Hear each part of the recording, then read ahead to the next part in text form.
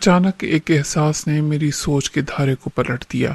मैं इस फिरौन को अपनी ताकत से शिकस्त नहीं दे सकता था। ये अय्यारी और मक्कारी, बेज़मीरी और बदमाशी की ताकत के अलमबरदार थे, जिनका मुकाबला उन्हीं के हथियारों से मुमकिन था।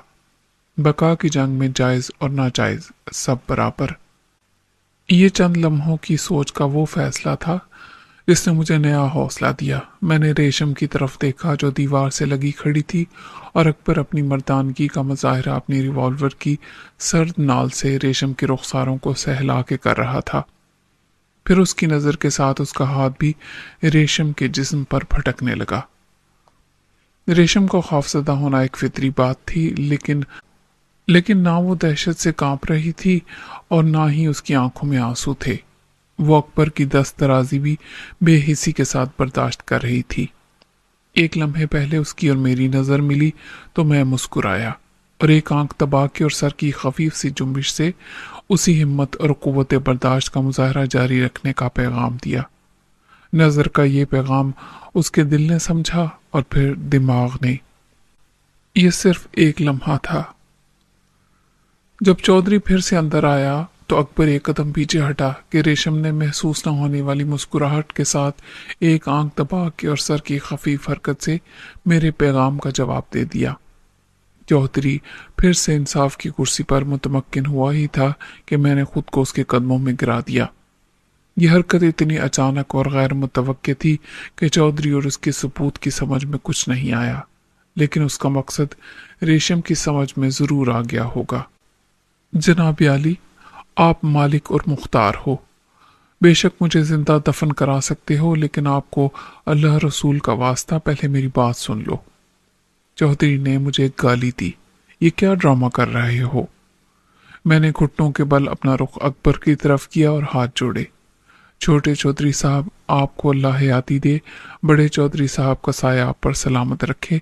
मेरी अर्जी सुन लो। अकबर ने गालियों की जलगार में मुझे एक ठोकर रसीद की और गर्दन तो पोंछ के सीधा खड़ा कर दिया। जल्दी बोल। ये मैं भी नहीं जानता था कि मैं इतना अच्छा एक्टर हूँ। शायद ज़रूरत नामुमकिन को मुमकिन बना देती है। मेरी आंखों से आंसू बहने लगे थे, मेरी आवाज़ कांप रही थी और जिस्म पर लर्जा तारी था।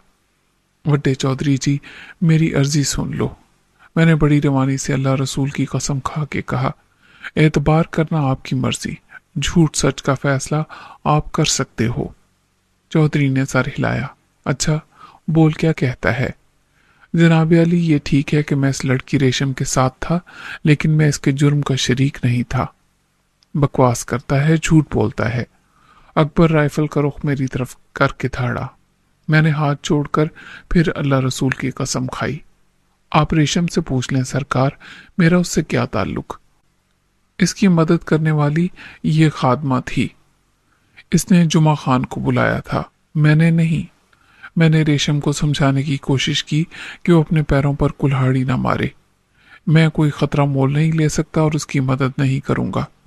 ये इसकी खुशनसीबी कि चौधरी अकबर इससे शादी करना चाहता है। वो हवेली में रहेगी, ऐसी किसकी किस्मत होती है? और भाग के वो जाएगी कहाँ? ये क्या कह रहा है रेशम? क्या ये ठीक है? चौधरी ने गुर्रा के कहा। वो एक फैसला कुन लम्हा था। रेशम ने मेरे दिल की बात को ना समझा होता तो उसका सारा उत्ताप मुझ पर नाजिल होता। वो 100,000 बार मुझ पर लानत भेजती कि उसने मेरी बातों पर एतबार किया और एक बेगैरत, कम हिम्मत और बेएतबार शख्स पर भरोसा किया। लेकिन मैंने खुदा का शुक्र अदा किया कि मेरा मुबहम सा इशारा उसकी समझ में आ गया था। उसके और मेरे दरमियान एतमाद का मजबूत रिश्ता उस्तवार था। मेरी ये कलाबाजी बेमकसद नहीं हो सकती थी। इस जानलेवा लम्हे को टालने के सिवा फौरी तौर पर मेरा मकसद क्या हो सकता था? आइंदा की आइंदा देखी जाएगी। रेशम ने मुजरिमाना अंदाज में सर झुका दिया। चौधरी ने बेटे को मुखातिब किया। चल तू इस कुड़ी नूं अंदर ले जा, अपनी माँ के हवाले कर दे। वो चाहे तो इसे अनाज की कोठड़ी में ताला लगा के बंद कर दे। जब तक इसका दिमाग ठिकाने ना आ जाए, इसे बंद रखना है। अकबर ने बड़ी सख्ती से रेशम का हाथ पकड़ा और उसे खींचते हुए अंदर ले गया। वो चिल्लाती रही, मचलती रही, लेकिन अकबर जैसे ताकतवर और तवाना मर्द के आगे उसकी क्या चलती। پھر چودھری حویلی کے مسلح محافظوں کی طرف متوجہ ہوا۔ ان نمک حراموں کو بوری میں ڈال کے پچھواڑے لے جاؤ اور آخری کونے میں گاڑ دو۔ جمعہ خان کے تانگے گھوڑے کا کیا کریں جناب؟ اوے کچھ اپنی عقل بھی ہے یا نہیں؟ ٹکڑے کر دو ٹانگے کے، جلانے کی لکڑی ہوگی۔ گھوڑے کو بھی پیچھے لے جا کر ذبح کر دو اور گوشت تقسیم کر دو مسکینوں میں۔ کہتے نہ گائے قربان کی ہے صدقے میں۔ یہ سال 6 مہینے میں گوشت چکھنے والے، انہیں کیا پتا ذائقے کے فرق کا۔ خوش ہو جائیں گے تو دعا دیں گے۔ چلو اب دیر مت کرو۔ بندوق برداروں نے چودھری کو سلام کیا، بندوق کو کندھے پر لٹکایا اور لاشوں کو اسی طرح ٹانگ سے پکڑ کر گھسیٹتے ہوئے دروازے سے باہر لے گئے۔ ان کے سر بڑی آواز کے ساتھ پتھریلے فرش پر ٹکرا رہے تھے، لیکن موت کی بے حسی نے انہیں درد اور اذیت کے احساس سے بے نیاز کر دیا تھا۔ اکبر اپنی کامیابی پر سینہ چوڑا کیے اندر آیا۔ چودھری اٹھ کھڑا ہوا۔ اس بندے سے بعد میں بات کریں گے، جھوٹ بول رہا ہے کہ سچ؟ اسے بھی اندر لے جا کے ڈک دے۔ میں ذرا تھک گیا ہوں، تھوڑی دیر آرام کروں گا۔ اکبر نے مجھے پیچھے سے دھکا دیا۔ ریوالور اس نے پھر سے نکال لیا تھا۔ ابھی جان بچا لی تو نے پتر، ڈرامہ کر کے، لیکن قبر تیری بھی ادھر ہی بنے گی۔ اس کے غلام مجھے دھکیلتے ہوئے پچھلے حصے میں زینے سے نیچے لے گئے۔ مجھے ایک کمرے میں دھکیل کر باہر سے دروازے کو تالا لگا دیا گیا۔ کمرے میں زمانے بھر کا کاٹ کباڑ بھرا ہوا تھا اور بالکل اندھیرا تھا۔ اوپر ایک دیوار کے سوراخ سے جو چھت کے قریب تھا صبح کا اجالا جھلک رہا تھا اور یہ مشرق کی سمت تھی۔ چند منٹ میں میری آنکھیں تاریکی میں دیکھنے کے قابل ہو گئیں۔ میں نے فرش کی بجائے ایک پرانے شکستہ صوفے پر بیٹھنے کو ترجیح دی۔ اس پر پرانی گرد جمع تھی، لیکن یہ نیچے بیٹھنے سے بہرحال بہتر تھا۔ ابھی ریشم کی اور میری جان بچ گئی تھی، چنانچہ یہ مہلت غنیمت تھی۔ اس تہہ خانے سے زندہ سلامت نکلنا میرا پہلا مقصد تھا، اور یہ کام صرف عقل اور ہوشیاری سے ممکن تھا۔ ایک گہری سانس لے کر میں نے اپنے خدا کو یاد کیا۔ بے شک میرے معبود، میں تیرا ایک حقیر اور گناہ گار بندہ ہوں اور تجھ پر بھروسہ کرتا ہوں۔ تو جانتا ہے میں نے کوئی جرم نہیں کیا جس کی پاداش میں دشمن مجھے تختہ دار تک لے گئے تھے۔ پہلے بھی میرا محافظ تو تھا، آئندہ بھی میری مدد کر۔ چودھری کی حویلی بہت زیادہ قدیم اور تاریخی نہیں تھی۔ اسے سامنے سے جدید انداز کی کوٹھی کا روپ دے دیا گیا تھا، لیکن اندر سے اس کا وہی روایتی نقشہ تھا۔ یہ ایک مستطیل عمارت تھی جس کا سامنے والا 2 منزلہ حصہ زرد پتھر سے بنا ہوا تھا۔ نیچے کشادہ ہال کے آخری حصے میں ایک تخت پر قالین بچھا ہوا تھا اور دیوار کے ساتھ مخملی غلاف والے تکیے رکھے ہوئے تھے۔ قالین بچھا ہوا تھا اور دیواروں کے ساتھ صوفے لگائے گئے تھے۔ ظاہر ہے یہ انتظام خاص اور اہم مہمانوں کے لیے تھے۔ پھر 2 رویا کرسیاں تھیں، 5 ایک طرف 5 دوسری طرف۔ درمیان میں 10 فٹ سے زیادہ چوڑی گزرگاہ تھی۔ کرسیوں پر کم تر درجے کے وہ مہمان بٹھائے جاتے تھے جن کو چودھری کی طرف سے مدعو کیے جانے کا اعزاز حاصل ہوتا تھا۔ ہال کے ایک طرف کھانے کا وہ کمرہ تھا جس میں 50 مہمانوں کے لیے کھانے کی میز تھی۔ یہ کمرے میں ہی بنائی گئی تھی اور ظاہر ہے خاص مہمانوں کے لیے تھی۔ مہمان خانے کے اس بلاک کے سامنے وسیع 4 دیواری میں باغ اور گاڑیوں کی پارکنگ کے لیے جگہ تھی۔ اس کے پیچھے ایک بہت بڑا مربع صحن تھا جس کے دونوں طرف طویل برآمدے تھے اور گھر والوں کی خوابگاہیں۔ آخری حصے کی احاطہ بندی سرونٹ کوارٹر، کچن اور مویشی خانے کرتے تھے۔ ہر گاؤں دیہات میں وڈیروں جاگیرداروں کی طرز رہائش کا یہی انداز تھا۔ جس تہہ خانے میں مجھے بند کیا گیا تھا وہ بھی آخری حصے میں تھا۔ اس کی چھت کی بلندی کچھ کم تھی۔ معلوم نہیں مجھے کب تک اس میں ٹھہرنا تھا اور اپنے قدموں پر چل کے اپنی دنیا میں جانا تھا یا کسی نامعلوم مدفن تک پہنچایا جانا تھا۔ گھڑی میں صبح کے 7 بجنے کو تھے۔ روشن دان سے دکھائی دینے والا آسمان پہلے کے مقابلے میں زیادہ روشن ہو گیا تھا۔ اوپر کے حصے میں ایسے کئی روزن تھے لیکن انہیں بند کر دیا گیا تھا، شاید گرد و غبار اور پرندوں کی آمد و رفت کو روکنے کے لیے۔ اس تہہ خانے میں مجھے کب تک قید رکھا جائے گا یہ بالکل غیر یقینی تھا۔ اپنے انجام کے بارے میں اگرچہ میں خاصا پر امید تھا لیکن نا امیدی کم نہ تھی۔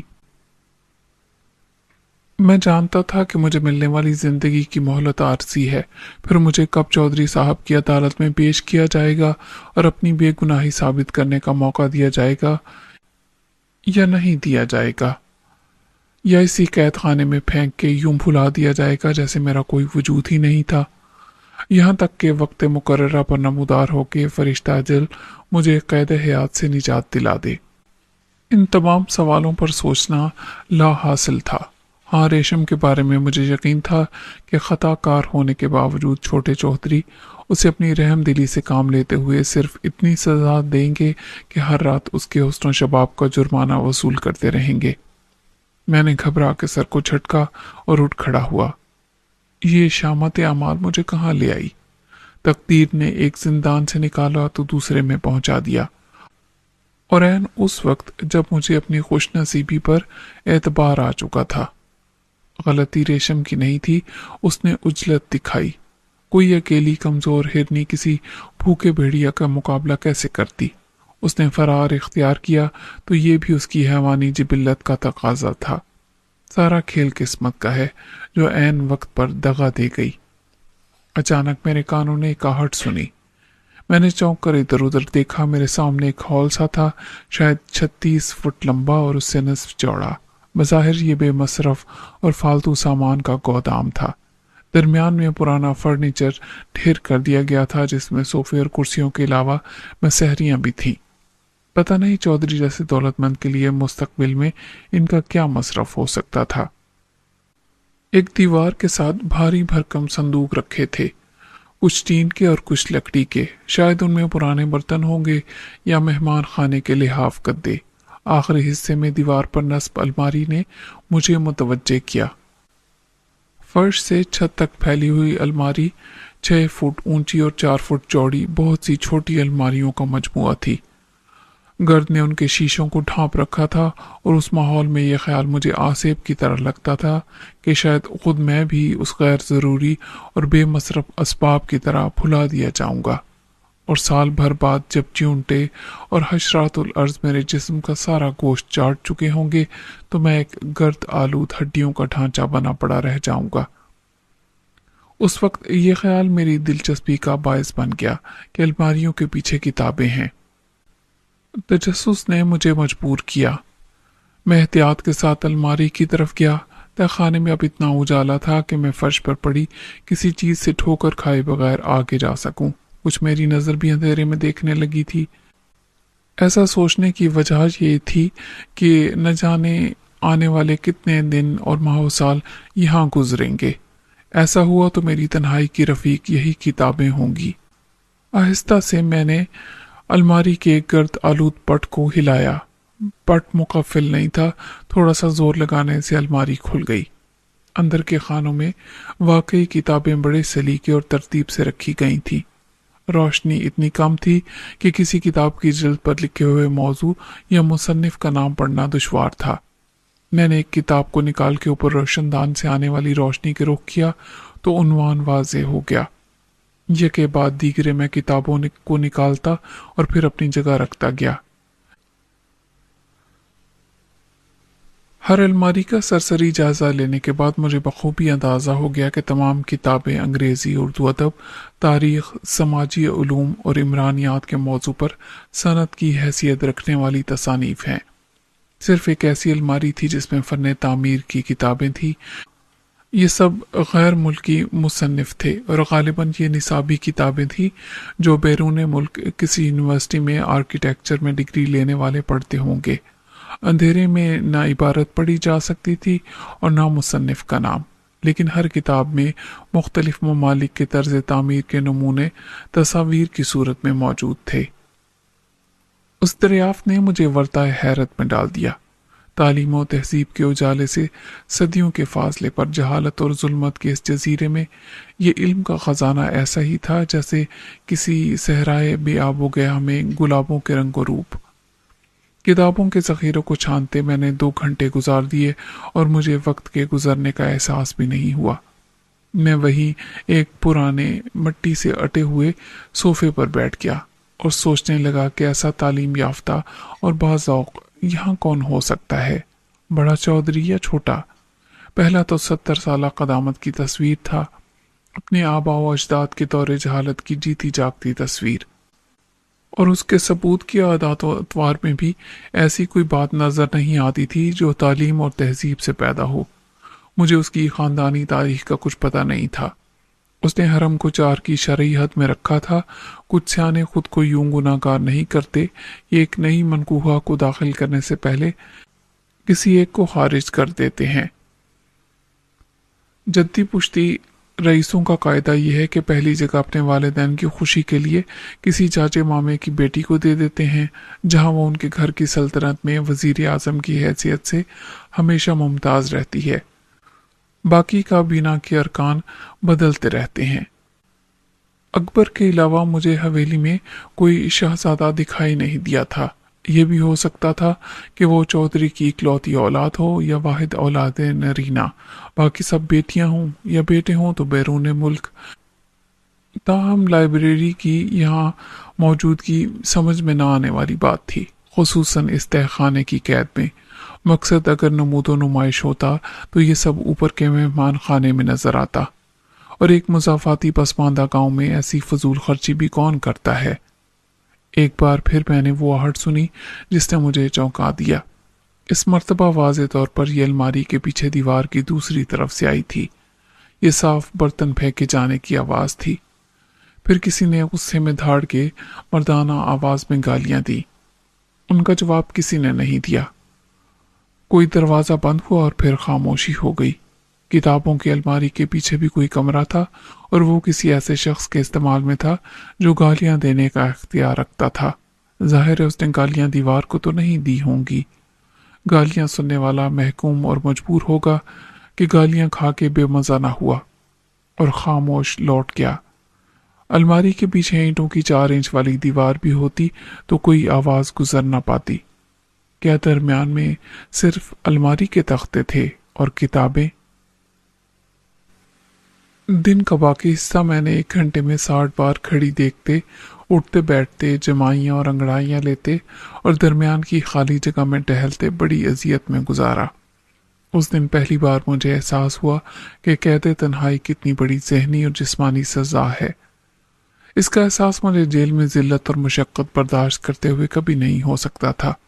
बारहा मुझे शक हुआ कि घड़ी की सुइयां साकित हैं और वक्त थम गया है, यानी जमीन की गर्दिश रुक गई है।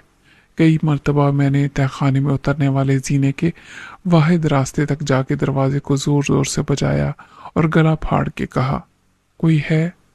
मगर वहां से यह आवाज सुनने वाला मेरे सिवा कोई न था।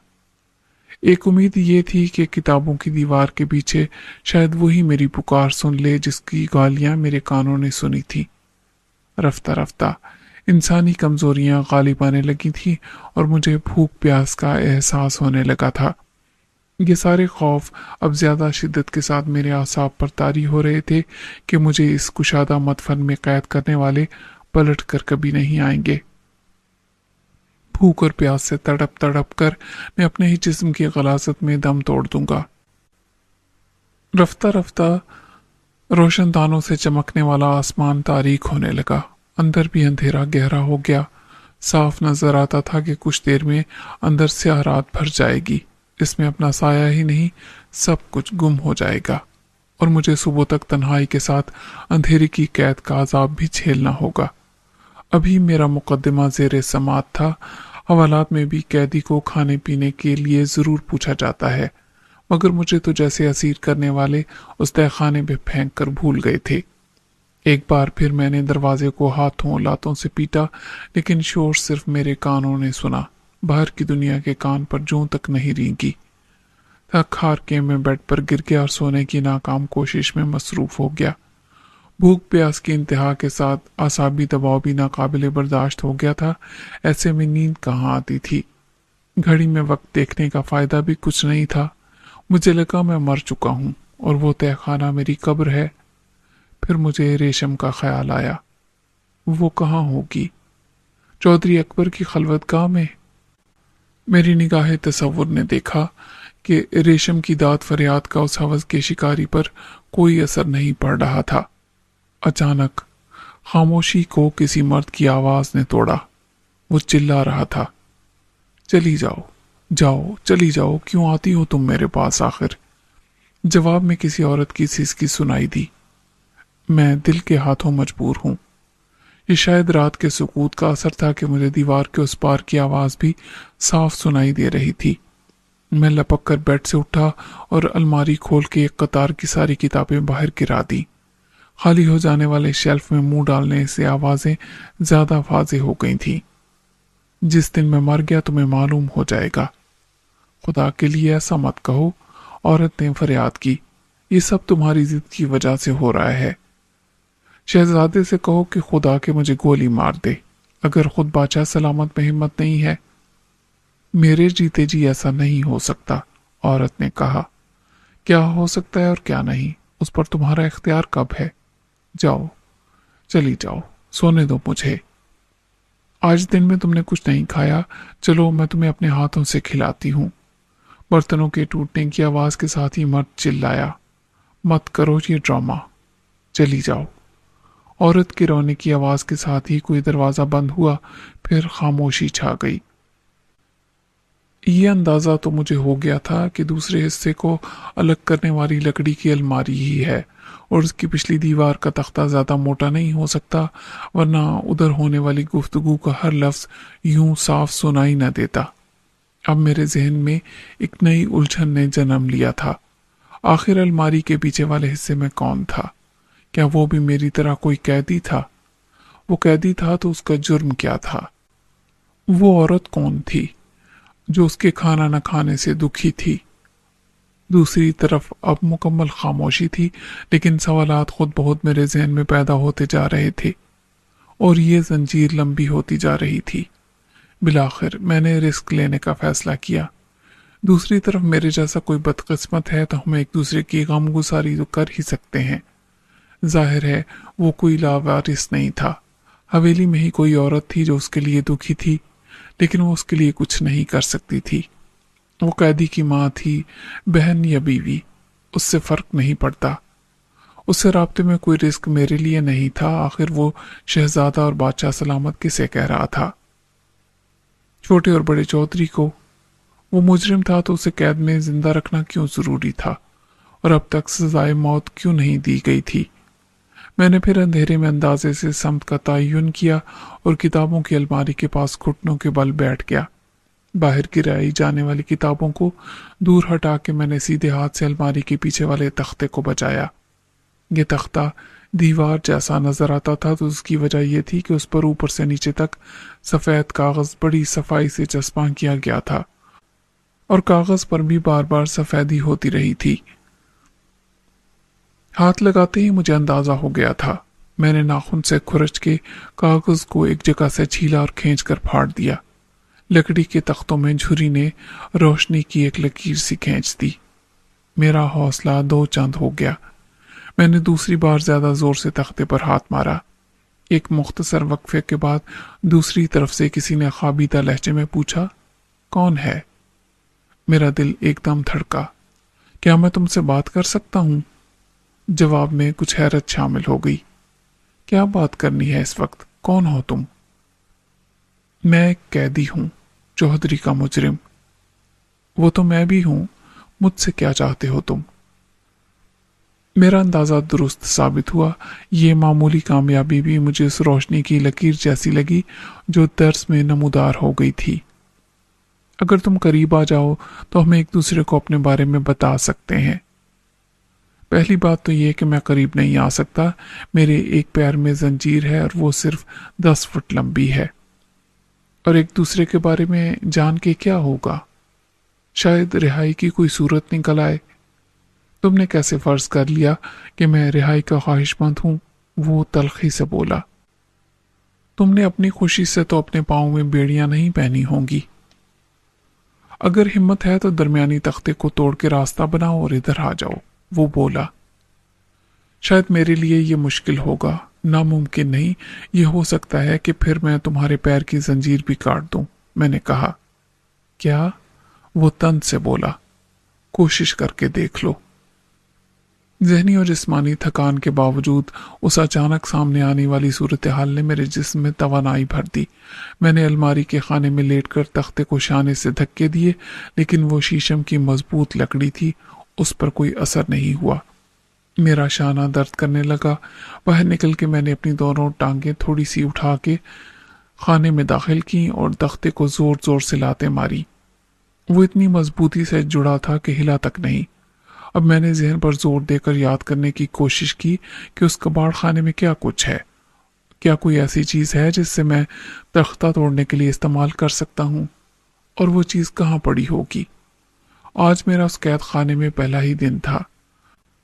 اندر کا نقشہ میرے تصور میں تھا اور احتیاط سے چل کر میں کسی بھی جگہ منہ کے بل گرتے ہوئے چیخ بھی سکتا تھا، لیکن تمام کاٹ کباڑ میں ایسی کوئی چیز مجھے یاد نہیں آئی جس کو میں ہتھوڑے کی طرح استعمال کر سکتا۔ کیا ہوا؟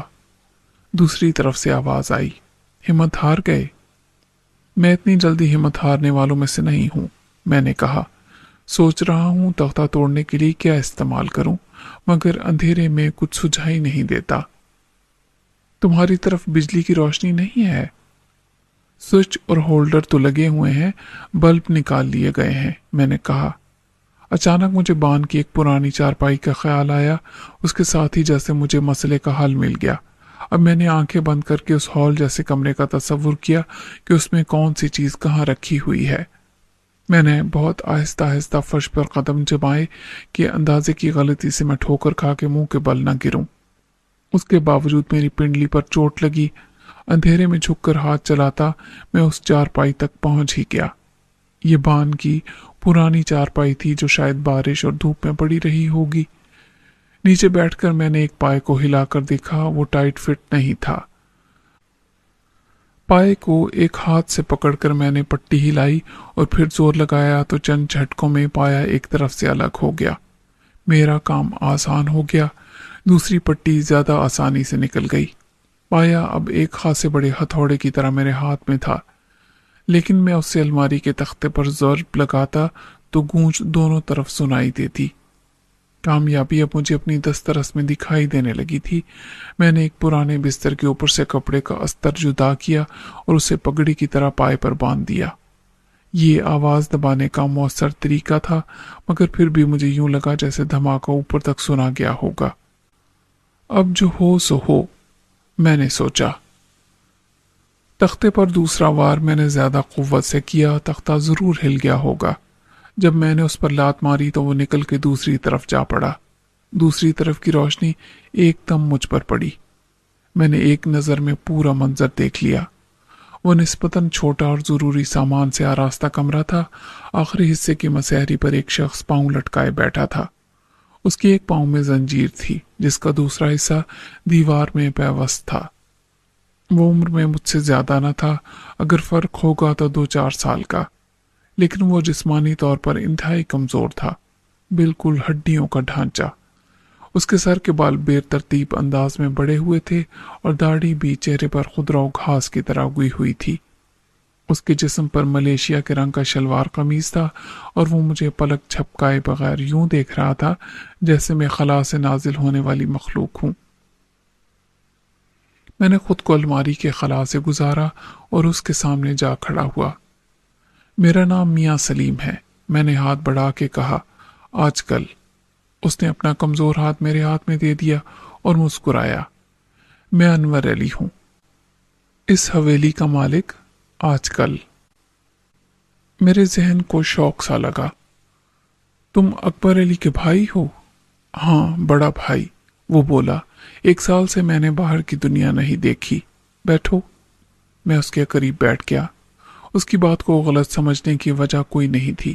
وہ ہوش مند آدمی تھا اور اس کے لہجے میں سچ کا اعتماد تھا۔ اگر تم چودھری کے جانشین ہو تو کس جرم میں قید ہو؟ یہ لمبی بات ہے۔ وہ سب کتابیں میری ہیں جو تم نے الماری میں دیکھی ہوں گی۔ میرے ذہن کو حیرت کا دوسرا جھٹکا لگا۔ وہ ادب اور فن تعمیر پر کتابوں کا ذخیرہ۔ ہاں، مجھے پڑھنے کا شوق تھا، مگر اسی تعلیم نے میرا دماغ الٹ دیا تھا۔ جب میں لاہور کے گورنمنٹ کالج سے BA کر رہا تھا تو مجھے تاریخ سے دلچسپی پیدا ہو گئی۔ पुराने शहर और कदीम इमारात ने मुझे मशहूर कर लिया। फिर मैं पढ़ने के लिए बाहर चला गया। 8 साल बाहर ही रहा और रोम से मिस्र तक फिरता रहा। फिर मैंने फन तामीर में डिग्री ले ली। जाहिर है उसका यहाँ कोई मसरफ नहीं था। मैंने गलती की जो वापस आ गया। तुम कौन हो? मैंने हैरानी पर काबू पाके कहा। अभी सिर्फ इतना बताना काफी है कि मैं एक मफरूर मुजरिम हूँ। पुलिस के अलावा भी बहुत से लोग मेरी तलाश में हैं। तुम्हारा जुर्म क्या था? वो बोला। कुछ लोगों का वाहिद जुर्म शुमार किया जाए तो वो सिर्फ इतना होता है कि वो गलत वक्त पर या गलत जगह पैदा हो गए, मगर जाहिर है ये जुर्म न करना उनके इख्तियार में नहीं होता। फिर वो जिंदगी में जो भी करते हैं वो जुर्म बन जाता है या बना दिया जाता है। शायद मैं और तुम भी उन्हीं में शामिल है। बताना नहीं चाहते तो तुम्हारी मर्जी। मैंने कहा, मेरी बात भी लंबी है। वो जो दुनिया जानती है अगर तुम जान लो तो क्या फर्क पड़ जाएगा? मैंने कहा, और फिर वो सब उसे बता दिया जो सच था। मेरी नजर उस कैद खाने का जायजा लेती रही जो शायद 15 फुट का वीरान कमरा था। सादा से पुराने बेड के अलावा उसमें एक मुख्तसर सी मेज थी और एक कुर्सी। मेज पर एक ट्रे में खाना था, कपड़े में लिपटी हुई रोटियां, सालन और पानी का एक गिलास। उसने देखा कि मेरी नजर कहाँ ठहर गई है। तुमने खाना खाया है? मैंने खिफ़्फ़त से कहा। सच तो यह है कि कल रात खाया था और उसके बाद नहीं। फिर तकल्लुफ मत करो, ये खाना तुम खा लो। मैंने इनकार किया। यह नहीं हो सकता, फिर तुम भूखे रह जाओगे।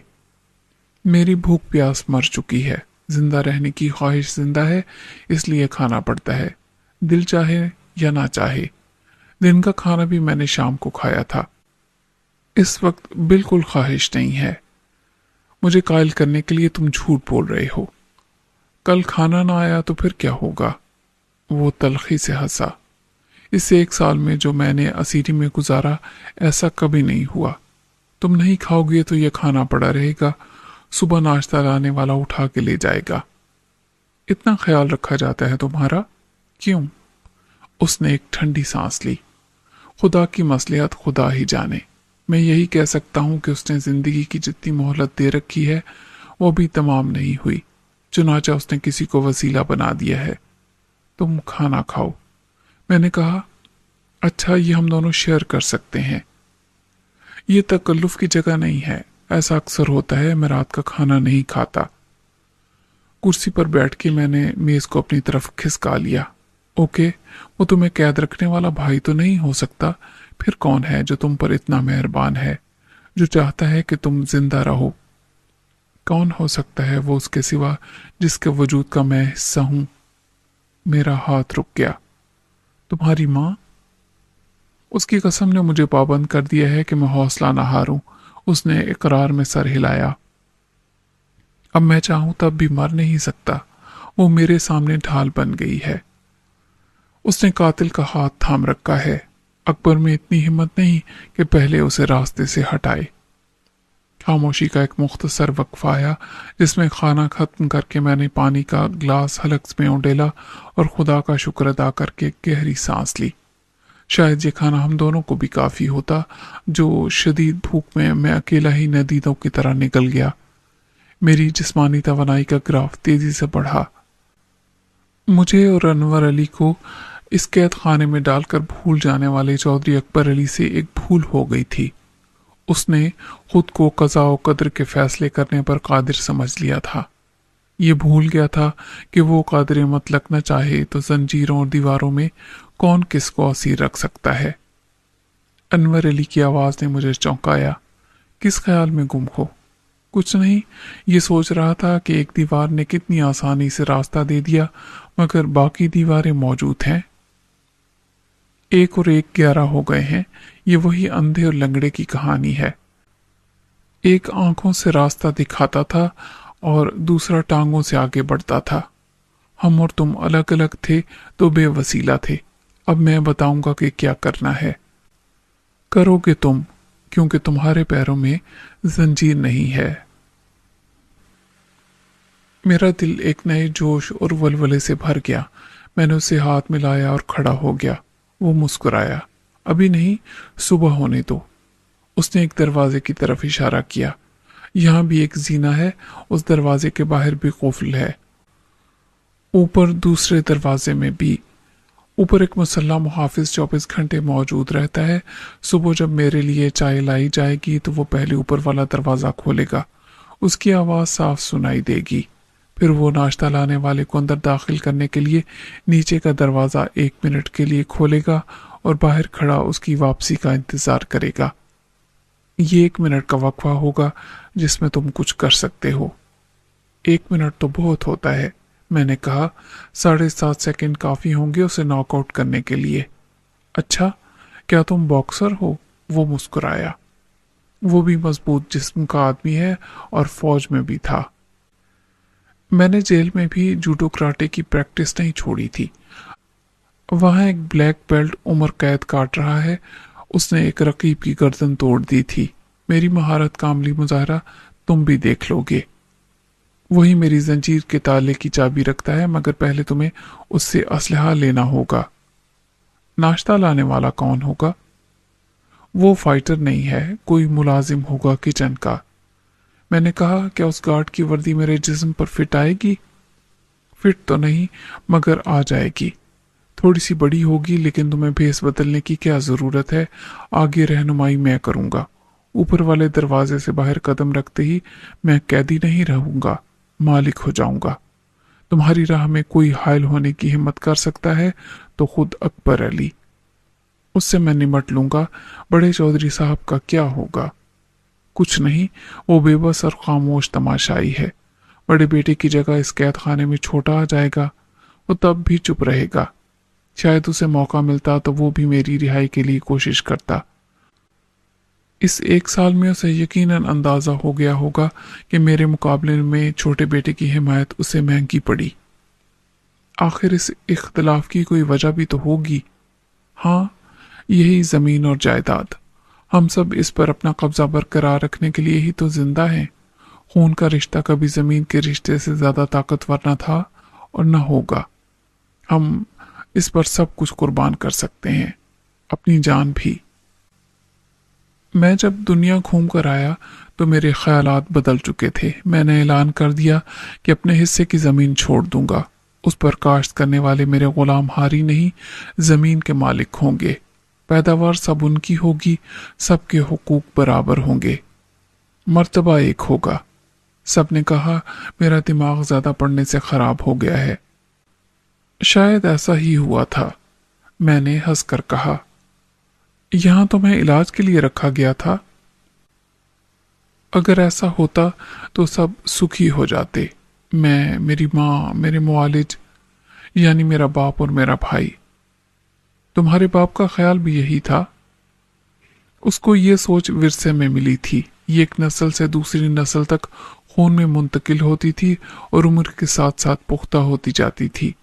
آباء و اجداد کے زمانے سے یہی خالص خون کی پہچان رہی ہے۔ حاکمیت اور نام و نسب کی برتری کا غرور ہی ہماری پہچان رہا ہے۔ چنانچہ میری باتیں بڑے چودھری صاحب کے لیے تشویش اور پریشانی کا سبب بن گئی۔ ان کے نزدیک یہ کم ذات اور غلامانہ ذہنیت رکھنے والے لوگوں کی سوچ تھی۔ سبھی کہتے تھے کہ مجھے اتنا پڑھانے لکھانے کی کیا ضرورت تھی، اور ولایت بھیجنا وہ تو بڑے چودھری صاحب کی غلطی ہی نہیں بلکہ گناہ کبیرہ تھا۔ اور پھر جب میں یہ کہتا تھا کہ میں آج بھی یہ جانتا ہوں کہ میں کچھ نہیں جانتا، میرے لاجواب کر دینے والے دلائل سے زج اور پاگل ہو کے باپ نے آگ کرنے کی روایتی دھمکی سے میرا علاج کرنا چاہا، اور بالآخر چھوٹے بھائی نے کسی سرجن کی طرح خاندان کے اس کینسر کو جڑ سے نکال کر پھینکنے کا فیصلہ کر لیا۔ میرے باپ نے باطل نخواستہ بہت مجبور ہو کر اس کی منظوری دے دی۔ اس وقت ماں کی مامتا اس فیصلے پر عمل درآمد کی راہ میں دیوار بن گئی۔ مجھے کوڑیوں کی طرح اس قید خانے میں ڈال دیا گیا۔ باپ پہلے کبھی یہ امید لے کر آ جاتا تھا کہ شاید میرے خیالات میں کوئی تبدیلی آئی ہو، مگر پہلے سے زیادہ دکھی اور مایوس ہو کر لوٹ جاتا تھا۔ صرف ایک میری ماں سب کی مرضی کے خلاف مجھے ہر ممکن سہولت فراہم کرتی رہی۔ تم نے یہ زندگی کس امید میں قبول کر لی تھی؟ میں نے کہا۔ एक तो मेरा अपना ईमान था कि खुदा बहरहाल मुनसिफ मिजाज है, उसे जिंदा रखना होगा तो उसकी सबील भी पैदा कर देगा। दूसरे माँ ने मेरे इर्द गिर्द जज्बात की इतनी दीवारें खड़ी कर रखी थीं कि उन्हें मैं अबूर नहीं कर सकता था। तुम रिहाई पाके क्या करोगे? वही जो करना चाहते थे। शायद। दरअसल ये इतना आसान भी नहीं। इस जमीन का हक मिल्कियत हासिल करने के लिए मुझे सिर्फ कानूनी जंग नहीं, वो जिहाद करना पड़ेगा जिसमें मेरे दुश्मन मेरे अपने ही होंगे। अगर किसी तरह मुझे अपने हिस्से की जमीन पर मिल्कियत का हक हासिल हो जाए, तब भी मशरूत होगा कि उन्हें मैं अपने पास रखूं, उनका एक टुकड़ा खैरात में भी किसी को नहीं दूं, और बफर्ज मुहाल मैं ऐलान कर दूं कि मेरे मुजारे आकर मुझसे मिल्कियत का हक ले लें, तो किस में हिम्मत होगी कि हक लेने आए और फिर जिंदा भी रहे। वो और उसका खानदान इसी जमीन में गाड़ दिए जाएंगे, ये अंदाजा है मुझे। फिर क्या तुम ये जमीन बेच भी नहीं सकते? उसने नफी में सर हिलाया। कोई अपनी माँ की इज्जत बेच सकता है? यहाँ धरती को माँ से बढ़कर समझा जाता है। लेकिन मैंने इस कैद में सोचने का बहुत काम किया। मेरी सारी मसरूफियत यही थी। मुझे और बहुत कुछ सूझा है जो काबिल अमल है। ये हो सकता है कि मैं एक डील करके अपने हक के मलकियत से दस्तबरदार हो जाऊं, उसकी कीमत वसूल कर लूं और फिर जहां चाहूं चला जाऊं, जो चाहे करूं। ये डील ना हो सकी तो फिर वही होगा जो तख्त नशीनी की जंग में औरंगजेब ने किया था। बहरहाल तख्त एक ही है, दूसरे के लिए तो सिर्फ तख्ता है।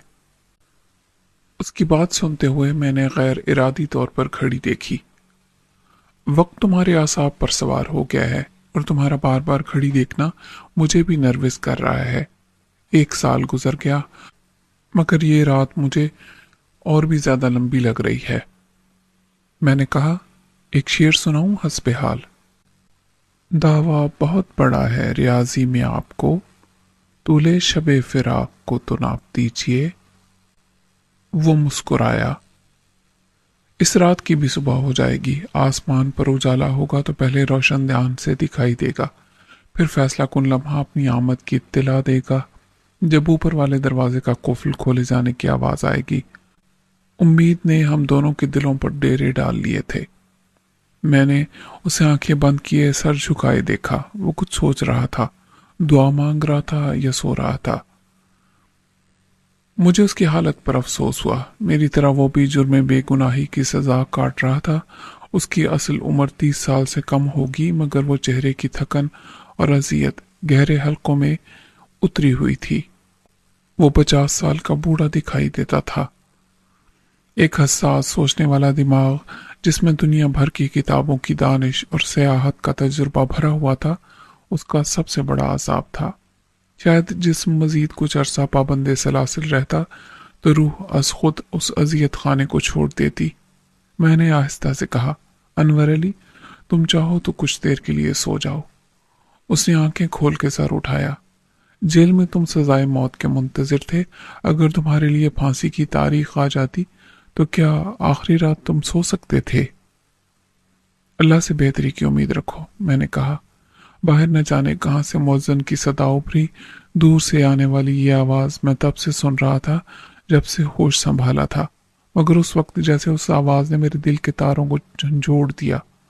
मुझे यूं लगा जैसे हफ्त अफलाक से पुकारने वाली ये सदा मुझे एहसास दिला रही है कि देख मेरे बंदे, तू लाख अपने रब की तरफ से गाफिल हो। ये उसकी शान है कि वो अपने बंदे से गाफिल नहीं होता। यहाँ न वजू का एहतमाम था और न नमाज का, मगर मैंने दस्त बस्ता होकर नीयत बांध ली। मुझे जिंदगी की वो पहली इबादत लगी जिसमें मेरा जिस्म ही नहीं रूह भी शरीक थी। जब मैंने सलाम फेरा तो मुझे एहसास हुआ कि मेरे साथ अनवर अली भी शरीक नमाज था। उसने मुस्कुराकर मेरी तरफ देखा। ऐसी सुबह मेरी जिंदगी में कभी नहीं आई थी। ये सब कितना गैर मुतवक्के था और अचानक। मैंने अपने कैद खाने और उसके कमरे की दीवार को देखा जिसमें से एक तख्ता निकल जाने से रास्ता निकल आया था। ऐसा मैंने भी कभी नहीं सोचा था। तुमने ये जरूर सोच रखा था कि कभी रिहाई नसीब हुई तो तुम क्या करोगे? हाँ, पहले बहुत से ख्याली मंसूबे थे, वो मुकम्मल हो गई तो मैंने सोचना भी छोड़ दिया। मेरी जिंदगी भी एक मुसलसल फरार है। तुम चाहो तो यहाँ क़याम कर सकते हो मेरे साथ, ख्याली मंसूबों को अमली जामा पहनाने के लिए। मैंने नफ़ी में सर हिलाया। अभी तो मेरा वाहिद मकसद हयात नौरीन को तलाश करना है। अगर वो इसी दुनिया में है तो जिंदगी की आखिरी सांस तक उसकी तलाश जारी रखूंगा। और अगर उसकी तलाश में कोई ऐसा मुकाम आया जहां मुझे एतबार आ गया कि अब उससे मैदान हश्र में मुलाकात होगी, तो मैं वादा करता हूँ लौट कर तुम्हारे पास ही आऊंगा। फिर तो मैं दुआ करूंगा कि तुम्हें नौरीन जल्द से जल्द मिल जाए। मुझे दुख और पछतावा है कि मैंने ऐसा ना चाहते हुए भी यहाँ इतना अरसा क़याम किया। मैं इंतज़ार करता रहा कि वो जहाँ भी हो लौट के यहाँ आ जाए, और इस ख्याल से मुझे बड़ी मायूसी होती है कि ऐसा नहीं हुआ। अगर मुझे कोई सबूत मिल जाता कि नौरीन की ज़िंदगी उस हादसे की नज़र हो गई तो मुझे सब्र आ जाता। हादसा बहुत संगीन था, लेकिन मैं बच गया था। क्या पता वो भी बच गई हो। मुझे बताओ, इस तलाश में मेरे वसाइल तुम्हारे क्या काम आ सकते हैं? मैंने नफी में सर हिलाया। मेरी जिंदगी सिर्फ एक तलाश ही नहीं, फरार भी है उनसे जो मुझे तलाश कर रहे हैं। मेरी एक जिम्मेदारी रेशम बन गई थी, वो मैं तुम्हारे सुपुर्द करके जाऊंगा, तुम उसकी हिफाजत कर सकते हो। उसने दरमियान की दीवार की खला की तरफ देखा। जो भी इस रास्ते से अंदर आएगा वो सबसे पहले ये देखेगा। मैं उठ खड़ा हुआ। ये तुम्हें बर वक्त ख्याल आ गया, इसे मैं बंद कर देता हूँ। अलमारी का अलग होने वाला तख्ता टूटा नहीं था, वो बहुत सी बारीक और छोटी कीलों के निकल जाने से अलग हो गया था। मैंने उसे उठा के एहतियात से वापस अपनी जगह लगाया। कीलें सीधी थीं, ऊपर नीचे की चंद कीलें अपने सुराख में बैठ गईं तो बाकी खुद ब खुद अपनी पुरानी जगह पर जम गईं। मैंने तख्ते को आहिस्ता से दबाया तो हर कील ने अपनी जगह पकड़ ली। मैंने उसे घुटने से दबाया तो तख्ता अपनी जगह पर कायम हो गया। खड़े होकर मैंने उस पर चारों तरफ किक मारी। अब तख्ते के फिर निकलने का कोई चांस नहीं था। अनवर अली ने सर हिला के इत्मीनान का इजहार किया। अब किसी को शक भी नहीं हो सकता। मैंने रोशनदान के उजाले को देखा और एक बार फिर घड़ी को। 7 बजने वाले हैं। गेट रेडी, अब किसी भी वक्त एक्शन का लम्हा आ सकता है। मेरी आसाबी कशीदगी का वक्फा ज्यादा तवील साबित न हुआ। मैं कमरे में ही चल फिर के और हाथ पैरों को एक्शन के अंदाज में हिला के 10 मिनट गुजार रहा था कि ऊपर से ताला खोले जाने की आवाज आई और फिर दरवाजा खुला। अनवर अली ने एकदम लेट कर आंखें बंद कर लीं और मैं दौड़कर अंदर वाले दरवाजे के साथ दीवार से चिपक गया। इस तरह के अंदर आने वाले की नजर दूसरी तरफ हो और मैं पीछे से उसे दुबोच लूं। मैंने सांस रोक के सुना। ऊपर से 2 अफराद के नीचे उतरने की चाप सुनाई दे रही थी। एक ने कुछ कहा और दूसरे ने जवाब में कहा, रोज एक ही बात ना बोला कर, मैं कौन सा घंटा लगाता हूँ। फिर दरवाजे का ताला बाहर से खोला गया। मेरे आसाब पूरी तरह खिंच गए और मैंने आंखें बंद करके आखिरी बार अपने माबूद और मसजूद से मदद मांगी। फिर दरवाजा खुला और एक दाढ़ी वाला अधेड़ उम्र शख्स अपने दोनों हाथों में ट्रे उठाए हुए अंदर दाखिल हुआ। मैंने गहरी सांस ली और 10 तक गिना। ट्रे वाला अनवर अली के बेड तक निस्फ फासला तय कर चुका था जब मेरा जिस्म हरकत में आया। निस्फ खुले दरवाजे के पीछे किसी की मौजूदगी को मैं महसूस कर सकता था। यहाँ तक कि मेरे कान उसके तनफ्फुस की आवाज भी सुन रहे थे। वो एक मुसलसल हरकत थी कि मैं दरवाजे की ओर से जिन की तरह नमूदार हुआ और इससे पहले कि दरवाजे के अकुब में आखिरी सीढ़ी पर खड़ा होकर गार्ड संभलता, मैंने एक हाथ उसके गिरेबान में डालकर उसे अपनी तरफ खींचा। उसके हलक से एक बेसाख्ता हाँ की सदा निकली जिसमें हैरत से ज्यादा खौफ शामिल था। वो आगे आया तो मैंने उसे छोड़ दिया। मैंने एक सीढ़ी नीचे खुद को संभालना चाहा मगर नाकाम रहा और जब वो मुंह के बल फर्श चूमने जा रहा था तो मेरी लात उसकी कमर पर लगी। वो चारों शाने चित पथरीले फर्श पर गिरा। उसके जिस्म की सारी हड्डियां ऊपर से नीचे तक चटक गई होंगी, लेकिन जितनी आवाज से उसकी पेशानी फर्श पर लगी थी उसके बाद ये मुमकिन ही नहीं था कि वो सर उठाकर देख सकता। ट्रे लाने वाले मुलाजिम ने आधे फासले के बाद पलट कर देखा और वही मुंजमिद हो गया। मैंने जीने का दरवाज़ा आहिस्ता से बंद किया और नीचे झुककर उस गोरीले जैसे गार्ड की वास्कट में से ऑटोमेटिक रिवॉल्वर निकाल लिया। उसकी बेपरवाही ने मेरा काम बहुत आसान कर दिया था। हर रोज़ वो इसी तरह आता था तो चंद मिनट दरवाजे पकड़े खड़े रहता था और मुलाजिम ट्रे रख के लौट आता था। वो अनवर अली को 1 साल से उन जंजीरों में बंधा देख रहा था और ख़तरे के ख्याल का उसके जहन से गुजर तक न था। वो कमज़ोर बीमार बूढ़ों जैसा जवान ताला खोल के या जंजीर तोड़ के हमला कर दे, ये इतना ही नामुमकिन था जितना उसका उड़ के रोशनदान से परवाज कर जाना। बफर्ज मुहाल ऐसा हो जाता तो वो एक बड़े मुक्के में अपने बड़े मालिक को फर्श पर उसी तरह लेटा देता जैसे अब खुद लेटा हुआ था।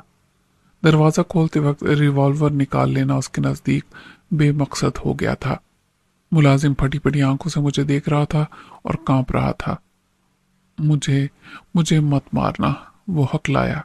मैंने सुकून से कहा, ट्रे रख दो मेज पर और दीवार की तरफ मुंह करके घुटनों के बल बैठ जाओ।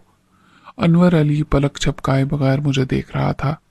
10 सेकंड, सिर्फ 10 सेकंड में तुमने तख्ता उलट दिया, उसने खुशी से कपकपाती आवाज में कहा। मैंने सब देखा। ये सब ताईदे इज़्दी है अनवर अली, वरना इसी सीन में मुहाफिज की जगह मेरी खून आलूद लाश पड़ी होती अगर रिवॉल्वर उसके हाथ में रखा होता। मैंने झुककर बेसुध पड़े हुए 6 फुट कद और 200 पाउंड के स्याफाम गार्ड को सीधा किया। मैं पूरी तरह तैयार था कि गार्ड मुझे धोखा देने के लिए मकर से काम ले रहा होगा तो एकदम मुझ पर झपटेगा। ऐसा होता तो मैं अपने हाथ के रिवॉल्वर से उसके सर पर वो फैसला कुन वार करता जो उसे सचमुच दुनिया माफिया से बेखबर कर देता। लेकिन उसकी खोपड़ी में दिमाग हिल गया था। वो सचमुच बेहोश था। ऊपर नीचे के दरवाजों की चाबियां कुफल में लटक रही थीं। अनवर अली की जंजीर में पड़े ताले की चाबी किसी जेब में न थी। ये बात मेरे लिए कुछ तशवीश का सबब बनी। फिर ये चाबी मुझे लॉकेट की तरह उसके गले में पड़ी नजर आ गई।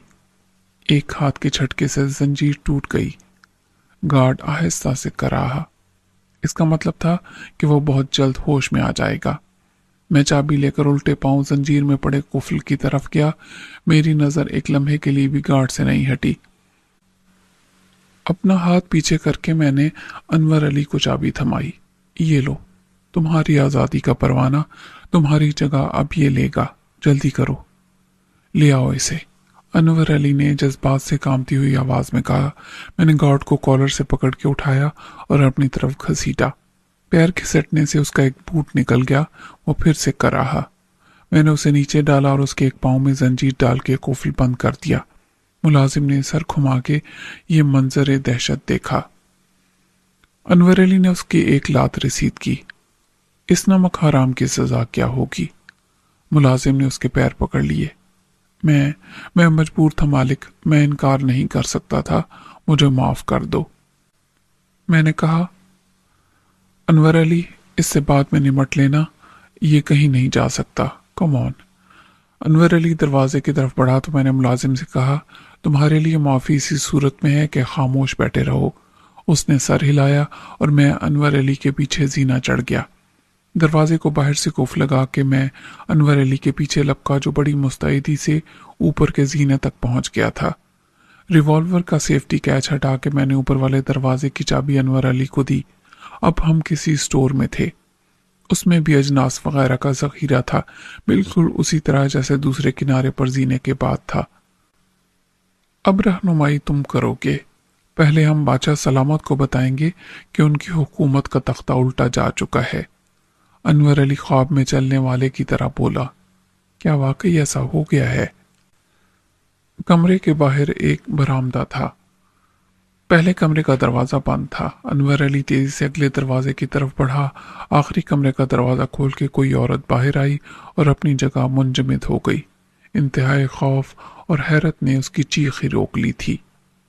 ये है अकबर अली का कमरा, अनवर अली बोला। उसका जुमला पूरा होने से पहले ही अकबर अली बाहर आ गया। मैंने उसे अचानक अपने मुकाबिल पाया। मेरे एक धक्के ने उसे वापस कमरे में पहुंचा दिया। बस अकबर अली, तुम्हारा खेल खत्म हुआ। एक गाली देकर वो मुझ पर हमला आवर हुआ। मैंने उसे अपने घुटने पर लिया और टांग उठाकर एक हाथ से उसे उलट दिया। وہ زمین پر گرا ہی تھا کہ میں نے ایک کک ماری۔ وہ گرتے ہی تڑپ کے اٹھا۔ کک اس کے منہ پر لگی تھی۔ کسی عورت نے دل ہلا دینے والی چیخ ماری۔ اکبر، میں گولی مار دوں گا تجھے، انور علی چلایا۔ اب میں نے اس کے ہاتھ میں ریوالور دیکھا۔ یہ شاید اکبر علی کا ریوالور تھا۔ انور علی، خود پر قابو رکھو، عورت چلائی۔ بھائی جی، میں ہاتھ جوڑتی ہوں، اسے مت مارنا۔ اکبر علی کے منہ سے خون رس رہا تھا۔ میری ٹھوکر سے اس کے ہونٹ پٹ گئے تھے اور سامنے والے 2 دانت غائب ہو چکے تھے۔ بیک وقت 2 ریوالوروں کا رخ اپنی طرف دیکھ کر اس نے اپنی ہار مان لینے میں ہی عافیت سمجھی۔ گولی مت چلانا بھائی جی۔ دروازہ ایک دھماکے سے کھلا۔ کیا ہوا شانو؟ ایک بوڑھی عورت نے اندر آتے ہوئے کہا۔ پھر میں نے اس کی چیخ سنی۔ انور، کیا تو بھائی کے خون سے ہاتھ رنگے گا؟ اس نے چلا کے کہا۔ تجھے میری قسم۔ نہیں ماں جی، آپ کو قسم دینے کی ضرورت نہیں، اسے مارنا ہوتا تو میں اب تک مار چکا ہوتا۔ میں نے 2 قدم پیچھے ہٹ کے دروازے کے قریب پوزیشن لے لی۔ باہر سے کسی مرد نے پوچھا، یہ کیسا شور ہے؟ پھر بڑے چودھری نے اس سین میں انٹری کی۔ وہ اندر آیا اور اپنی جگہ بت کی طرح ساکت رہ گیا۔ اس کی نظر نے یہ منظر دیکھا اور سمجھ لیا کہ معاملات پر اب نہ اس کا اختیار ہے اور نہ اس کے حاکم بیٹے کا۔ اس نے اپنے پیچھے دروازہ بند کر دیا اور اپنی بیوی کے ساتھ جا کھڑا ہوا۔ ابا جی، اکبر کو بچا لو۔ کمرے میں پہلے سے موجود عورت نے زار و قطار روتے ہوئے فریاد کی۔ میرا انور اتنا ظالم نہیں ہے شانو کہ خود تجھے بیوہ کرے، انور کی ماں نے روتے روتے کہا۔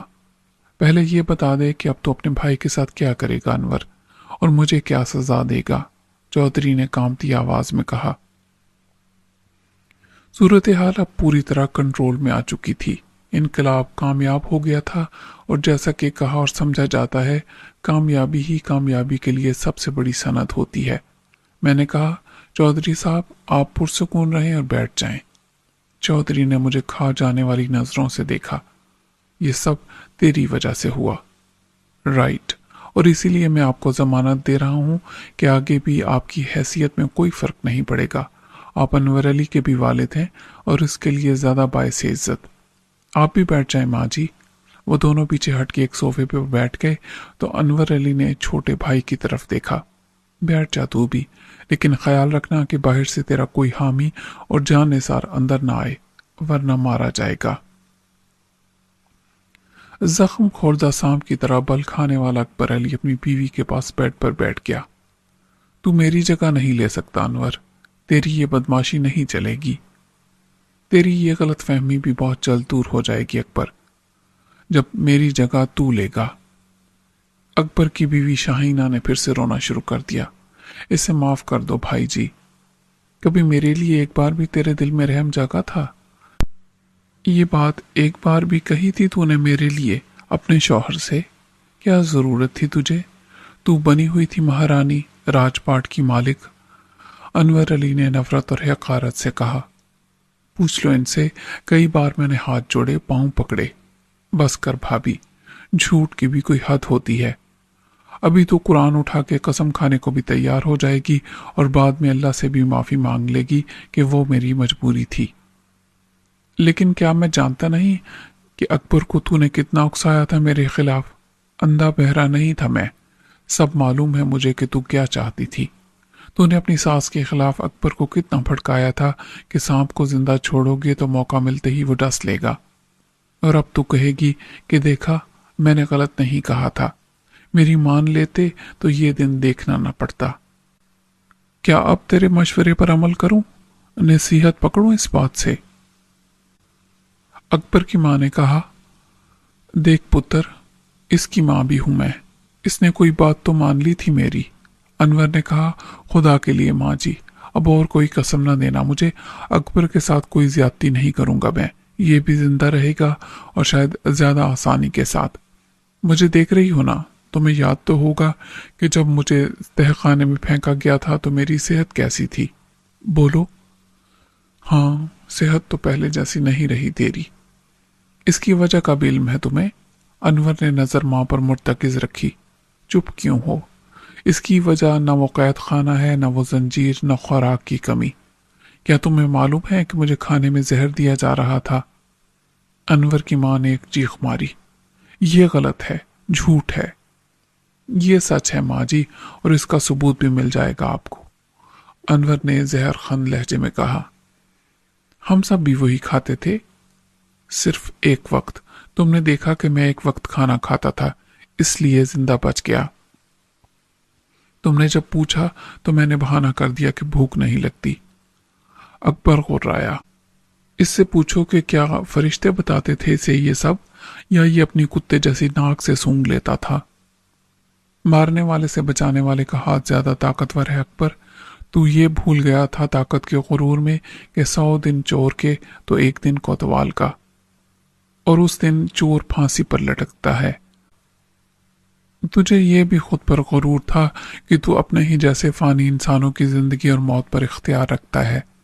वो तेरे ही वफादारों में से एक था जिसकी तरफ से मुझे वार्निंग मिल जाया करती थी, ऐसे कि किसी को शक भी ना हो।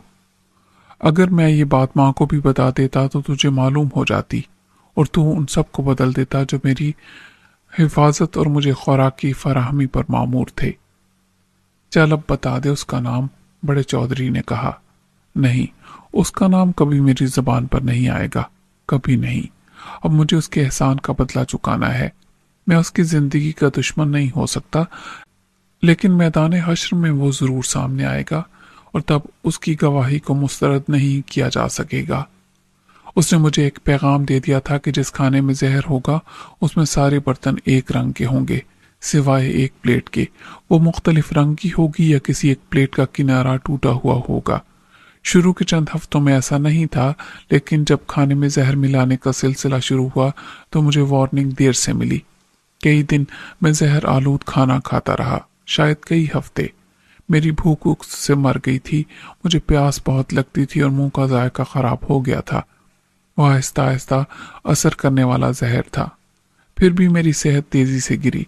फिर मुझे खबरदार कर दिया गया और मैं खाने को बहुत गौर से देखने लगा। मेरे मोहसिन की बात गलत नहीं थी, शायद वो खुद इसका ख्याल रखता था। मैंने खुद को एक वक्त खाने का आदी बना लिया। फिर मैं आधा खाना छुपा के रखने लगा बेड के नीचे। मेरा वजन बहुत कम हुआ है, मगर मैं जिंदा हूं और सेहतमंद। ये ऐसी बात थी जो अनवर अली ने मुझे भी नहीं बताई थी, दानिस्ता या फिर वो भूल गया था। मैं तुझे जहर नहीं दूंगा अकबर। खाना तो अम्मा अपने निगरानी में बनवाएगी, वो खुद ले जाना चाहे तो उसकी मर्जी, तुझे अपने हाथ से खाना खिलाना चाहे तो ये भी उसकी मर्जी। चल अब उठ। शाहीना चिल्लाई, भाई जी रहम करो, और एकदम अनवर के पैरों से लिपट गई। अनवर ने बड़ी बेरहमी से बाल पकड़ के झटका दिया और अलग कर दिया। खतरा तेरे शौहर ने भी मोल नहीं लिया था, मैं भी नहीं लूंगा। मैंने बेड पर अकेले बैठे हुए अकबर को रिवॉल्वर से इशारा किया। चल भाई, तेरी सजा का वक्त शुरू हो गया। अकबर दहशतज़दा होकर पीछे हुआ। नहीं नहीं, मैं नहीं जाऊंगा। माँ जी मुझे बचा लें। मैंने बेहतर समझा कि इस मेलोड्रामाई सीन को मुख्तसर रखूं। अकबर जिस्मानी तौर पर मुझसे ज्यादा ताकतवर नहीं था। मैंने उसकी टांग पकड़ के खींची और वो नीचे गिरा तो उसे कॉलर से पकड़ के खड़ा कर दिया। चलो छोटे चौधरी साहब आगे। मैंने उसे पीछे से धकेला और दरवाजे से बाहर कर दिया। मैंने उसकी बीवी की दिल खराश चीखों को भी नजरअंदाज किया और उसकी मां की सीना कोबी को भी। वो धाड़े मार मार के रो रही थी। या मेरे मौला, मुझे मौत क्यों नहीं आ जाती। जिनको मैंने जना वो कुत्तों की तरह एक दूसरे के खून के प्यासे क्यों हो गए। अनवर पुत्र, तू बहुत पढ़ा लिखा और सियाना है, तेरा दिल क्यों पत्थर हो गया। मैं पीछे से बार बार अकबर को धकेलता रहा। उसने खुद को छुड़ाने की नाकाम कोशिश की, अपने मुलाजमों और जानिसारों को पुकारा, मगर अब मेरे हाथ में रिवॉल्वर था और मैंने धाड़ कर सबसे कह दिया था कि जो सामने आएगा मारा जाएगा। अनवर अली खुद बरामदे में पूरी अथॉरिटी के साथ मौजूद था। मुहाफिज और मुलाजिम उसके तेवर पहचान रहे थे। उनका मालिक व आका बदल गया था। बिलाखिर वही आ गया था जो बड़े चौधरी का असल जानशीन था। ये कुदरत के इंसाफ का तमाशा इबरत था जिसे वो खामोशी से देख रहे थे। उन्होंने अपनी वफादारी बदल ली थी। शाहीना मेरे पीछे दौड़ी। भाई जी मुझे भी साथ जाना है, मैं इसके साथ रहूंगी। انور نے اسے روک دیا۔ تنہائی ہی تو اس کی سزا ہے، اب یہ کبھی اپنوں کی شکل پھر نہ دیکھے گا، تو بھی دیکھ لے آخری بار اسے۔ بھابھی کے منہ سے گالیوں اور بددعاؤں کا گندا نالا بہنے لگا۔ موڑ پر میں نے دیکھا، اس کی ماں پیچھے کھڑی اسی طرح فریاد کر رہی تھی۔ اکبر نے میری توقع سے کم مزاحمت کی، وہ جسمانی طور پر اتنا کمزور بھی نہیں تھا۔ دیہات کی خالص خوراک اور ناز و نعم میں پلا ہوا اکبر قد کاٹ میں بھی اچھا تھا۔ وہ برابر کی جنگ لڑنے کی کوشش کرتا تو یقیناً مار کھاتا، کیونکہ میں بہرحال مارشل آرٹ کی تربیت بھی رکھتا تھا اور جیل میں بھی پریکٹس نے میری مہارت کو قائم رکھا تھا۔ لیکن اکبر کے اندر ایک مجرم کی بزدل روح تھی جس نے اس سے مقابلے کی سکت چھین لی تھی۔ وہ ہار سے پہلے ہار مان گیا تھا۔ جیسے جیسے وہ آگے بڑھ رہا تھا، آنے والے روز و شب کے عذاب کا خیال اس کو بے جان کر رہا تھا۔ اس کی حالت پھانسی گھاٹ پر جانے والے قیدی جیسی تھی۔ اس کے قدم لڑکھڑانے لگے تھے اور اس کا غصہ یوں خارج ہو چکا تھا جیسے غبارے کی گیس نکل جائے تو وہ اوپر اڑنے کی بجائے فرش پر رینگنے لگتا ہے۔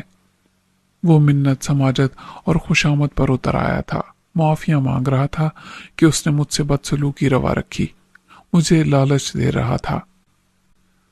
زینے پر پہنچ کر وہ لڑکھڑا گیا اور مجھے اسے سنبھالنا پڑا۔ میں نے کہا، مرد بنو اکبر علی، دیکھو تمہارے بھائی نے کیسے مردانہ وار تمہارا ظلم برداشت کیا۔ یہاں بہت فرصت ہوگی تمہیں سوچنا کہ تم کیا کرتے رہے تھے، کس کس کے ساتھ تم نے زیادتی کی، کس پر کتنا تشدد کیا، کس کا حق مارا اور کسے بے خطا مارا۔ خدا سے معافیاں مانگنا اپنی بدعمالیوں کی۔ نیچے پہنچ کے میں نے اسے بیڈ پر دھکا دیا اور اپنا رخ اس کی طرف کرتے ہوئے الٹا چلتا ہوا اس گارڈ کی طرف گیا جو زنجیر میں بندھا پڑا تھا۔ اب وہ ہوش میں آ گیا تھا اور پھٹی پھٹی آنکھوں سے ایک ناقابل تصور منظر دیکھ رہا تھا۔ میں نے چابی اس کی طرف پھینکی۔ اپنے پیروں میں پڑی زنجیر کا تالا کھولو اور چابی مجھے واپس کر دو۔ خیال رکھنا کہ تم نے ذرا بھی غلط حرکت کی تو اس ریوالور کی گولی تمہارے سر میں اتر جائے گی۔ میرا نشانہ کیسا ہے یہ تم مرنے سے پہلے اندازہ کر لو گے۔ اس نے خاموشی سے چابی لی اور تالا کھول کے مجھے واپس کر دی۔ اکبر علی اسے گالیاں دینے لگا، حرام زادے، کتے، نمک حرام، غدار، اس دن کے لیے پالا تھا میں نے تجھے۔ میں نے اس سے کہا، اکبر علی کے پیروں میں زنجیر ڈال کے تالا لگا دو۔ وہ اکبر علی کی طرف بڑھا تو اکبر علی اس پر حملہ آور ہوا۔ گارڈ دھکے سے پیچھے گر گیا۔ اکبر علی دیوانہ وار زینے کی طرف دوڑا تو میں نے ٹانگ اڑا دی اور وہ بری طرح منہ کے بل فرش پر گرا۔ محافظ نے اسے پیچھے سے دبوچ کے اٹھایا اور گھسیٹ کر لے گیا۔ زنجیر کی جھنکار کے ساتھ ہی تالے کا کھٹکا سنائی دیا اور محافظ پیچھے ہٹ گیا۔ اکبر علی فرش پر اوندھا گر کے دھاڑے مارنے لگا۔ میں نے کہا، میں تو یہاں سے چلا جاؤں گا، تمہارے مستقبل کا فیصلہ انور علی کرے گا۔ جو کچھ تم نے میرے ساتھ کیا میں تمہیں معاف کرتا ہوں۔ انور علی کے معاملات وہ جانے۔ میں پلٹا اور گارڈ کو آگے رکھ کے دروازے سے سینے پر چڑھ گیا۔ دروازے کو خود میں نے لاک کیا لیکن چابی گارڈ کو نہیں دی۔ ہاتھی جیسے وجود کے ساتھ اس میں دم خم ایک چوہے جتنا بھی نہیں رہا تھا۔ نمک خوار ایسے ہی ہوتے ہیں، جس کا کھائیں گے اسی کا گائیں گے۔ میں واپس اوپر پہنچا تو صورتحال میں کوئی زیادہ تبدیلی نہیں آئی تھی۔ معزول و معتوب حکمران کی لاوارث رہ جانے والی شریک حیات بیک وقت اپنے سہاگ اور اپنے اقتدار سے محرومی کا ماتم کر رہی تھی۔ ابھی تک اسے اعتبار نہیں آیا تھا کہ جو اس کی آنکھیں دیکھ رہی ہیں وہ کوئی بھیانک خواب کا حصہ نہیں ہے۔ یہ عرش سے فرش پر پھینکے جانے کی صورتحال تھی جو کبھی اس کے وہم و گمان میں بھی نہیں آئی ہوگی۔ وہ سنبھلنے کی کوشش کر رہی تھی لیکن صدمے نے اس کی سوچنے سمجھنے کی صلاحیت سلب کر لی تھی۔ بڑے چودھری کو چپ لگ گئی تھی۔ وہ ہر طرف سے پس رہا تھا۔ پہلے اس نے بڑے بیٹے کے خلاف چھوٹے کی حمایت کرنے کی غلطی کی تھی۔ آج صرف وہ نہیں، اس کا خمیازہ سب بھگت رہے تھے۔ دونوں حریف ایک ہی ماں کے بیٹے تھے اور اس کے جذبات میں مامتا کے سوا کچھ نہیں تھا۔ پہلے بھی وہ ان کی دشمنی کے درمیان پس رہی تھی جو اسی کا دودھ پی کے جوان ہوئے تھے۔ آج وہ پہلے سے بھی زیادہ عذاب میں تھی۔ بڑا بیٹا ایک مختلف ذہن رکھتا تھا اور اسے مجبور سمجھ کر معاف بھی کر سکتا تھا، مگر چھوٹے کے لیے وہ کیا کرے؟ وہ تو माँ ही को इल्जाम देगा कि तुमने मुझे एक सांप का सर नहीं कुचलने दिया। उस वक्त मैंने तुम्हारी न सुनी होती तो आज मुझे सजा न भुगतनी पड़ती। मैंने उसे मार के कहीं गाड़ दिया होता तो आज कहीं उसकी कब्र का निशान भी ना होता और ना तुम्हारे दिल में उसकी याद। तुम 4 दिन रो के सब भूल जाती, मगर अब तुम सदा रोती रहोगी। माँ जी, अपनी बहू को ले जाओ यहाँ से, अनवर अली ने रुखाई से कहा। मेरे दिल पर अब आंसू असर नहीं करते। 1 साल में सदमा झेल झेल कर ये दिल पत्थर का हो गया है। अनवर, ये माँ बनने वाली है, माँ ने रोते रोते कहा। यानी कुदरत भी तेरे छोटे बेटे की सजा को ज्यादा सख्त बनाने का फैसला कर चुकी है। कैसा होगा जब बाप कभी भी अपने बेटे की सूरत नहीं देख पाएगा। खुशी की बात उसके लिए यही होगी कि उस सारी जमीन का वो अकेला मालिक है। अभी ये जमीन ना उसकी है ना तेरी, माँ चिल्लाई। हो जाएगी किसी दिन। अब्बा जी यही चाहते थे ना कि मेरा हिस्सा भी उसे मिले। उन्हें बहुत एतबार था उस पर कि उनकी जद्दी पुश्ती जायदाद का वही सही वारिस है जो उसकी हिफाजत कर सकता है। बड़ा बेटा हरगिज इस काबिल नहीं। जमीन सारी रहनी चाहिए, औलाद रहे न रहे। क्यों अब्बा जी? बड़े चौधरी की आंखों से 2 आंसू छलक पड़े जो उसने रोक रखे थे। मैं तस्लीम करता हूँ अपनी गलती को अनवर। क्या तू मेरी गलती को माफ नहीं कर सकता? अगर मैं अपनी जमीन जायदाद आधी आधी तुम दोनों के नाम कर देता तो ये दिन क्यों देखना पड़ता मुझे? ऐसा अब भी हो सकता है अनवर, उसकी माँ ने कहा। पहले मुझे गुजरे हुए साल का एक एक दिन, एक एक लम्हा लौटा दो। वक्त को वहीं फिर ले जाओ जहां से तुम्हारी खता मेरी सजा बनी थी। तुम अब भी जानिबदारी से काम ले रहे हो मोहतरम वालिदैन।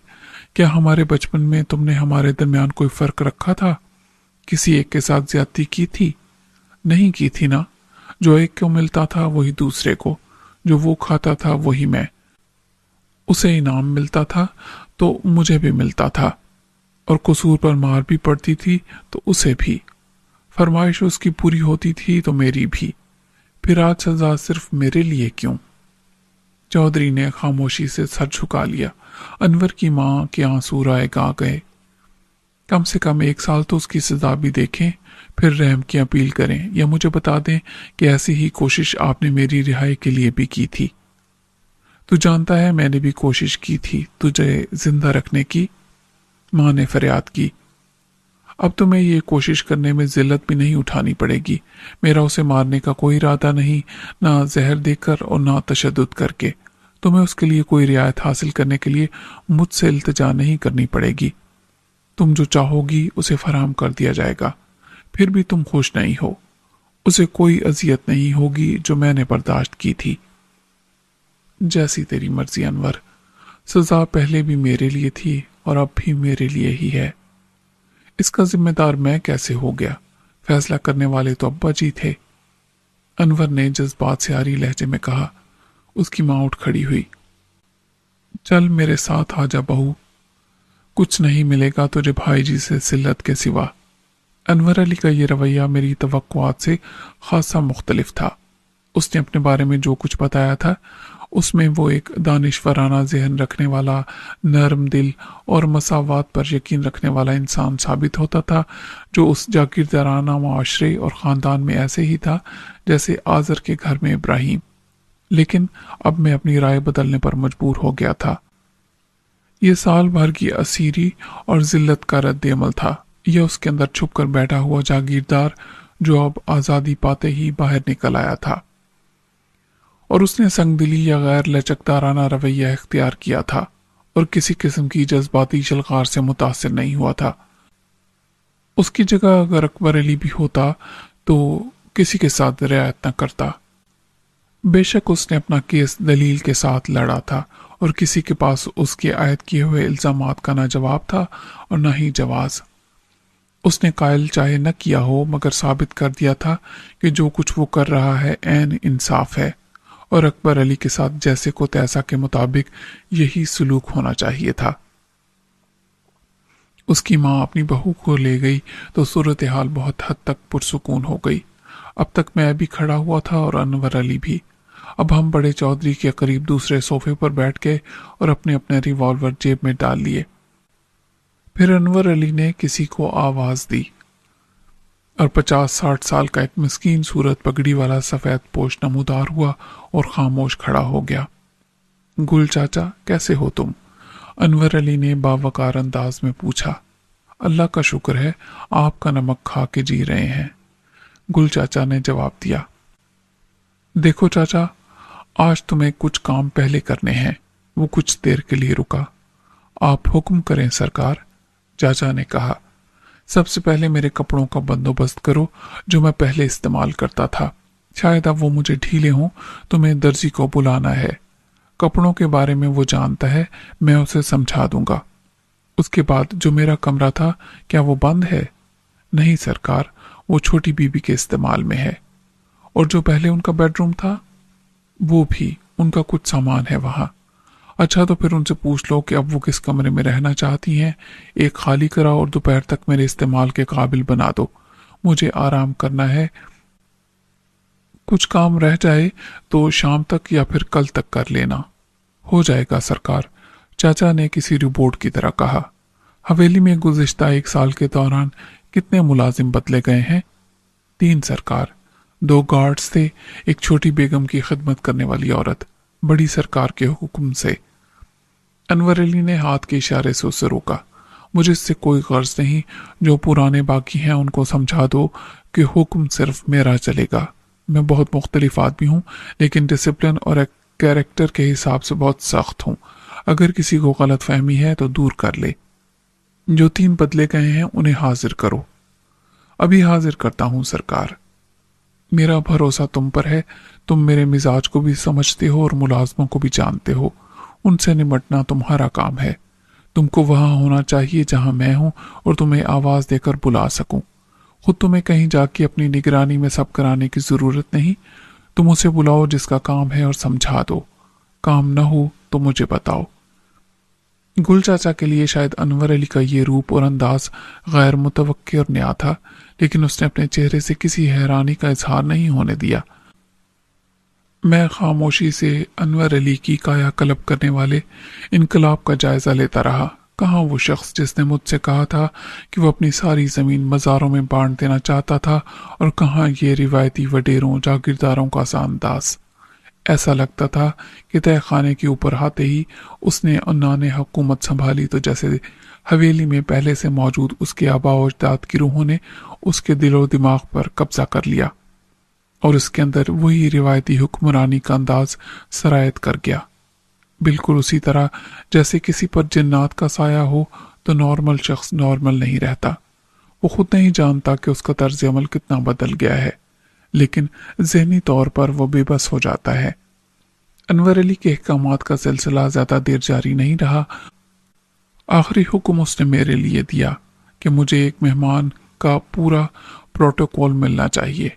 गुल चाचा ने उस पर भी जी सरकार कहा। ये उसे मालूम था कि मेरे क़यामत आम के सिलसिले में उसे क्या इंतजामात करने होंगे। वो जाने के लिए पलटा ही था कि अनवर अली ने कहा, कोई और काम करने से पहले चाय कॉफी भिजवाओ और दोपहर के खाने का बता दो। गुल चाचा के जाने के बाद उसने मेरी तरफ देखा। कैसी रही मेरी परफॉर्मेंस? मुझे यकीन नहीं आ रहा था कि तुम वही अनवर अली हो। वक्त ने बहुत तल्ख सबक सिखाया है मुझे दोस्त। यहाँ तुम दुनिया को जूते तले नहीं रखोगे तो दुनिया तुम्हें जूते मारेगी और अपनी ठोकरों में रखेगी। जो मुझे करना है वो करना है, लेकिन उससे पहले अपनी अथॉरिटी कायम करनी है ताकि जो मैं चाहूं कर सकूं और जो कहूं वो हो जाए। चलो फिर एक काम मेरा भी करो, मालूम करो कि रेशम कहाँ है। उसे अकबर ने मुलाजमों के हवाले किया था कि माँ के पास ले जाओ। तुमने कहा था कि ये रेशम इसी गांव की लड़की है। हाँ, बाबा रहीम बख्श को जानते हो ना तुम? मैंने कहा। अब लोग मुझे नहीं जानते और मैं लोगों को नहीं जानता। पहले तालीम के सिलसिले में 4 साल लाहौर रहा। जो लड़के यहाँ से मैट्रिक पास करते हैं वह लाहौर के कॉलेजों में ही पढ़ने जाते हैं और रोज आते जाते हैं। कुछ साइकिलों पर, चंद एक के पास मोटरसाइकिल है, बाकी तांगों या बसों पर सफर करते हैं। लेकिन मैं हॉस्टल में रहा था। ईद बकरीद पर ही या किसी शादी के मौके पर मेरा गांव आना जाना होता था। फिर मैं आर्किटेक्चर की डिग्री लेने के लिए बाहर चला गया और यहाँ सबको ये बताया कि लंदन स्कूल से इकोनॉमिक्स की डिग्री लूंगा। मैं 8 साल बाहर रहा। सबको यहाँ मालूम हो गया था कि मैं कभी काहिरा जाता हूँ, कभी रोम या कभी पेरिस। यहाँ सब यही सोचते थे कि मैं सिर्फ आवारागर्दी कर रहा हूँ। बस एक झूठ बोलकर मुझे वापस बुला लिया गया। कैसा झूठ? मैंने कहा। मुझसे कहा गया था कि तुम्हारे बाप को दिल का शदीद दौरा पड़ा है और उनकी ख्वाहिश है कि मरने से पहले तुम्हारा चेहरा देख लें। मैं क्या करता, पहली फ्लाइट से आ गया। यहाँ आकर पता चला कि मेरे साथ धोखा किया गया। मुझे वापस बुलाने की 2 वजह थी। वालिद साहब चाहते थे कि जमींदारी को अकबर देखे और मैं चूंकि पढ़ा लिखा होशियार हूं तो आने वाले इंतखाबात में सूबाई असेंबली का उम्मीदवार बनूं। अब्बा जी ने तो सारे इंतजामात भी कर लिए थे। अकबर को जायदाद का मुख्तार कुल बना दिया था और मेरे लिए सियासत के किंग मेकर से मामलात को तय कर लिया था। सूबे की सबसे अहम और ताकतवर जमात मुझे टिकट देती। अब्बा जी की भाग दौड़ ने मेरा रास्ता हमवार कर दिया और पार्टी चीफ ने मेरे नाम की मंजूरी दे दी। लेकिन मेरे इनकार ने सबकी उम्मीदों पर पानी फेर दिया। मैंने साफ कह दिया कि मैं लानत भेजता हूँ सियासत के गंदे जौहर पर। मैंने जो पढ़ा है इसलिए नहीं पढ़ा है। उसके बाद कोशिश होती रही मुझे समझाने की। सबसे मजबूत दलील ये दी जाती थी कि हम खानदानी जमींदार जागीरदार लोग हर काम नहीं कर सकते। सिविल सर्विस में जाने की बात और है, उसके लिए मेरी उम्र निकल गई। दूसरी कोई भी नौकरी हमारी खानदान के शान के शायान नहीं हो सकती और बिजनेस का कोई सवाल नहीं, क्योंकि हम परचून या जूतों की दुकान भी नहीं खोल सकते। कारखाना लगा सकते हैं लेकिन उसके लिए किसी का तजुर्बा नहीं, और करोड़ों का खेल तजुर्बे के लिए नहीं खेला जा सकता। उस वक्त ये एक रद्द-ए-अमल था जिसमें सोचे समझे बगैर मैंने ये कह दिया कि मेरे हिस्से की जमीन मुझे दे दी जाए, फिर मैं जो चाहूं करूं। लेकिन ये ज्यादा नामुमकिन था कि खानदानी जागीर 2 हिस्सों में बट जाए और आधी को मैं ठिकाने लगा दूं। उधर मैं अड़ गया कि अब तो यही होगा। जब मुझसे पूछा गया कि जमीन का मैं क्या करूंगा तो मैंने कह दिया कि बाजारों में तकसीम कर दूंगा। यानी ये तुम्हारा कोई सोचा समझा मंसूबा नहीं था? नहीं, लेकिन बाद में ये ख्याल मुझे काबिल अमल लगा और मैं उस पर डट गया, और फिर अंजाम वो हुआ जो तुमने देखा। अब तुम्हारा ऐसा कोई इरादा नहीं? नहीं, मैं इस हाकिम और महकूम की रिवायत को बदलूंगा। कैसे? मैं तो देख रहा हूं कि रातों रात तुमने एक बदले हुए इंसान का रूप धार लिया है। उसने एक ठंडी सांस ली। अभी ये किरदार जरूरी है। लोहे को लोहा काटता है। पहले मैं इन सबको औताद सिखाऊंगा जो मेरे आसपास हैं। उसके लिए ये रिवायती किरदार करना पड़ रहा है। सब मेरे कंट्रोल में आ जाएगा और मेरा सिक्का चलने लगेगा तो फिर आहिस्ता आहिस्ता मैं अपनी रियाया के हालात को बेहतर बनाने के लिए इक़दामात करूंगा। उनके लिए जिंदगी आसान बनाऊंगा। हाकिम और महकूम के दरमियान फासले को कम करूंगा। इस गांव में एक छोटा सा काश्तकार था, रहीम बख्श। उसकी थोड़ी सी जमीन थी। दरिया से निकाले जाने के बाद मैं उसी के घर में था और मेरी हालत बेहतर हुई तब मैंने वहीं रुक के नौरीन को तलाश किया। रहीम बख्श की सिर्फ एक लड़की थी, रेशम। बदकिस्मती से वो बहुत खूबसूरत भी थी और बहुत ज़हीन और बाहिम्मत भी। तुम्हारे छोटे भाई का उस पर दिल आ गया, लेकिन वो लड़की काबू न आई। फिर उसने शादी का जाल फेंका। रेशम ने उसमें भी आने से इनकार कर दिया। उसका भाई कोई नहीं था। बूढ़ा बाप खुद काश्त नहीं कर सकता था। चुनाचा उसने एक किसान शामू को जमीन ज़रात के लिए दे रखी थी। मुझे पता चला कि वो किसान ही जमीन पर कब्जा करना चाहता है और अकबर उसको उकसा रहा है। इत्तेफाक से शामू ने मेरे सामने रहीम बख्श को धमकी दी और कुछ बकवास मेरे बारे में की कि बुड्ढे ने एक अजनबी को जवान बेटी के होते हुए घर में रख लिया है। मैंने शामू को बेइज्जत करके भगा दिया और धमकी दी कि वो जमीन उससे ले ली जाएगी और उसे मैं खुद काश्त करूंगा। ये सिर्फ धमकी थी। जाहिर है मैं इस गांव में मुस्तकिल क़याम कैसे कर सकता था। हर वक्त मुझे धड़का लगा रहता था कि पुलिस या नादिर शाह के बंदे मुझे तलाश करते हुए आ जाएंगे। मैं मुकाबले में न मारा गया तो वापस जेल जरूर पहुंचा दिया जाऊंगा। फांसी पहले ही मेरा मुकद्दर हो गई थी। अब फरार जैसा संगीन जुर्म मेरे नाम आए माल में लिखा जाएगा तो सजा पहले से भी बढ़ जाएगी। लेकिन बदकिस्मती से उसी रात रहीम बख्श का कत्ल हो गया और इल्ज़ाम मुझ पर आया, मगर रेशम की गवाही ने मुझे बचा लिया। इसके बावजूद केस दबाने के लिए पुलिस ने मुझसे 50,000 रखवा लिए, जो उस वक्त तो तुम्हारे चाचा ने फराहम किए थे, लेकिन बाद में अगले दिन मैंने उन्हें लौटा दिए। वो रेशम को अपने साथ घर ले गए थे क्योंकि अब बाप भी नहीं था। वो अकेली मेरे साथ नहीं रह सकती थी, लेकिन वो खुद रेशम की बात मुझसे कर बैठे अकबर के लिए। रेशम उनके घर से निकल आई। उसी रात अकबर के बंदों ने मुझे और रेशम को उठवा लिया। जब मैं ये फैसला कर चुका था कि रेशम को अपने साथ लेकर निकल जाऊंगा, क्योंकि वो अकबर से शादी पर किसी सूरत राजी नहीं थी। अब जहां तक मुझे इल्म है कि रेशम को तुम्हारी माँ के हवाले किया गया था, बाकी सब तुम जानते ही हो। वो कुछ देर सोचता रहा। रेशम का बाप, क्या नाम था उसका? बाबा रहीम बख्श। क्या उसका चेहलम हो गया? अभी कहाँ, उसकी मौत को तो 10 दिन भी नहीं हुए। फिर परेशानी की कोई बात नहीं, रेशम महफूज होगी। तुम्हें इस बात का यकीन क्यों है? अकबर इस जंगल का शेर है। अनवर ने सर हिलाया। बेशक वो जंगल का बादशाह है, लेकिन रेशम थी माँ की तहवील में। माँ के आगे उसकी नहीं चल सकती।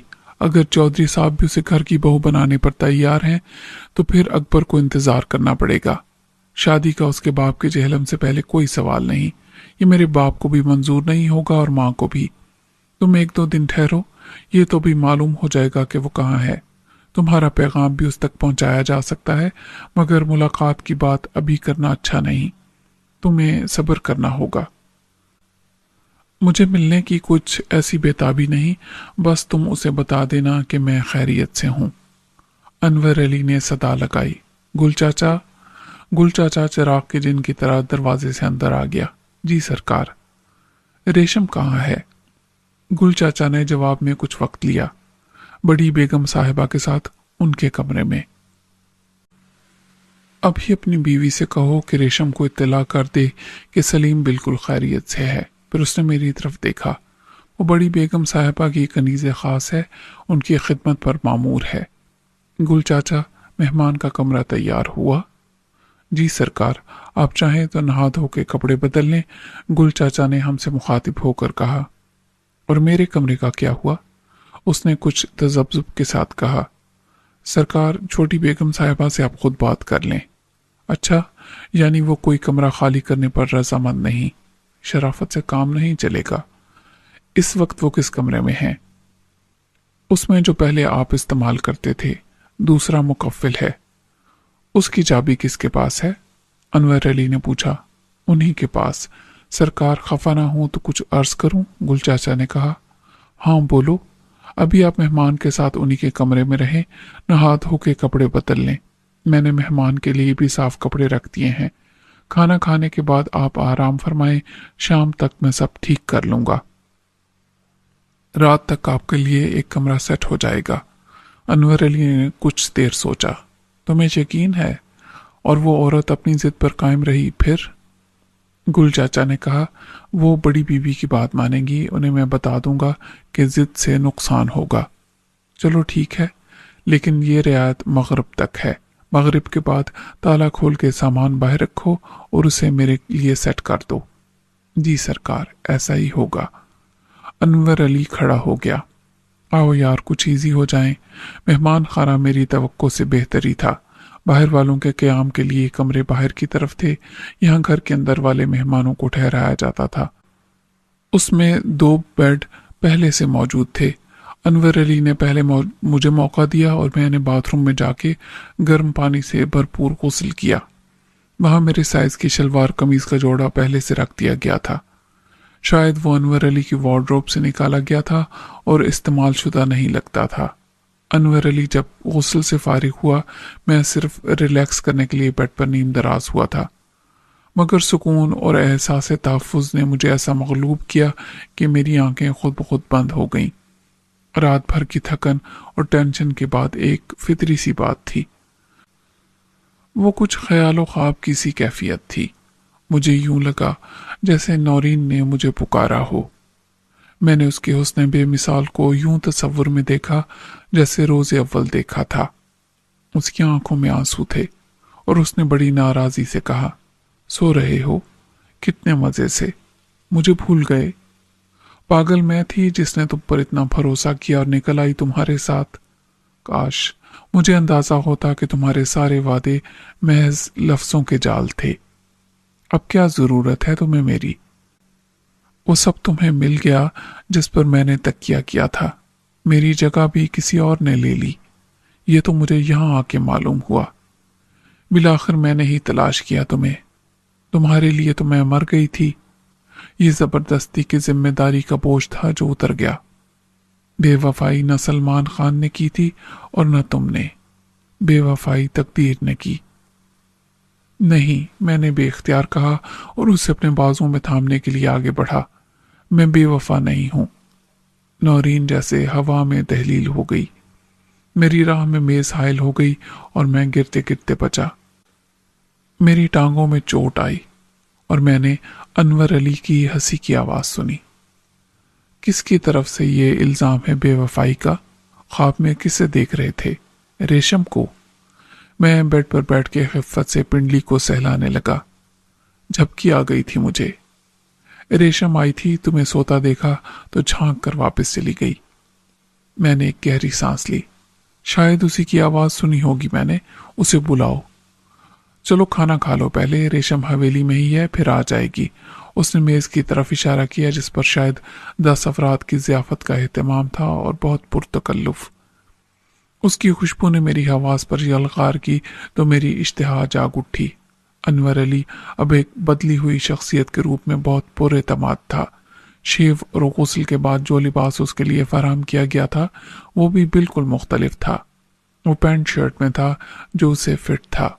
मालूम नहीं इतने कम वक्त में गुल चाचा ने उसका बंदोबस्त कहां से और कैसे किया था। अभी हमने खाना खत्म भी नहीं किया था कि बाहर पहले शोर सुनाई दिया, फिर एक फायर हुआ और किसी ने चीख मारी। मैंने गुल चाचा की आवाज सुनी। उसने चिल्ला के किसी को खबरदार किया था, रुक जाओ वरना मैं गोली मार दूंगा। एक धमाके से कोई अंदर आया और उसने अनवर अली का निशाना लेकर गोली चलाई। मुझे यूं लगा जैसे मेरे बाएं बाजू में अंगारा सा उतर गया हो। मैंने एक फितरी रद्द अमल के तौर पर एकदम उठ के खौता मारा और खाने की मेज के नीचे गायब हो गया। उसी वक्त फिर फायर हुआ और कोई दिल खराश चीख के साथ जमीन पर गिरा। उस वक्त तक अनवर अली भी नीचे गिर गया था। मैंने उसे भी मेज के नीचे पड़ा देखा। फिर मेरी नजर उस शख्स पर गई जो मुझसे चंद फुट के फासले पर एड़ियां रगड़ रहा था। वो कोई गार्ड था। गुल चाचा उसके पीछे खड़ा था और जिस रिवॉल्वर से उसने हमलावर को निशाना बनाया था वो अब भी उसके हाथ में था। उसकी गोली ने हमला करने वाले के सर में सौराख कर दिया था। गोली दूसरी तरफ से निकली थी और अब मरने वाले का खून और भेजा कालीन पर फैल रहा था। अनवर अली ने मेरी तरफ देखा। तुम ठीक हो? हाँ, जान बच गई है, मैंने कहा और खड़ा हो गया। तुम्हें गोली लगी है? अनवर अली ने तशवीश से कहा। गुल चाचा, डॉक्टर को फोन करो जल्दी। जी सरकार, पहले इनके जख्म पर पट्टी बांधनी जरूरी है ताकि खून रुक जाए। अनवर अली धाड़ा।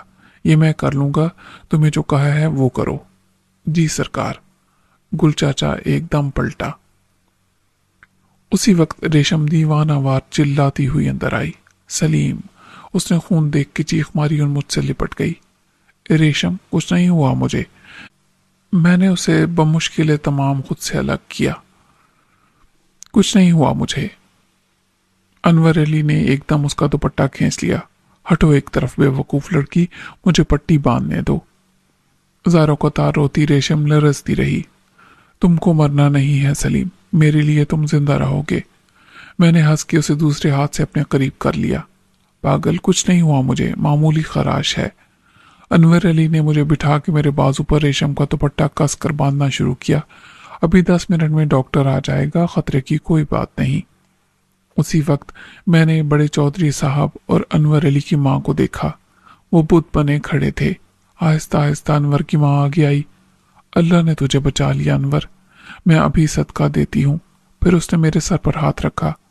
तू फिक्र न कर, मैं तेरी जान का सदका भी उतारूंगी, तू भी मेरा बेटा है।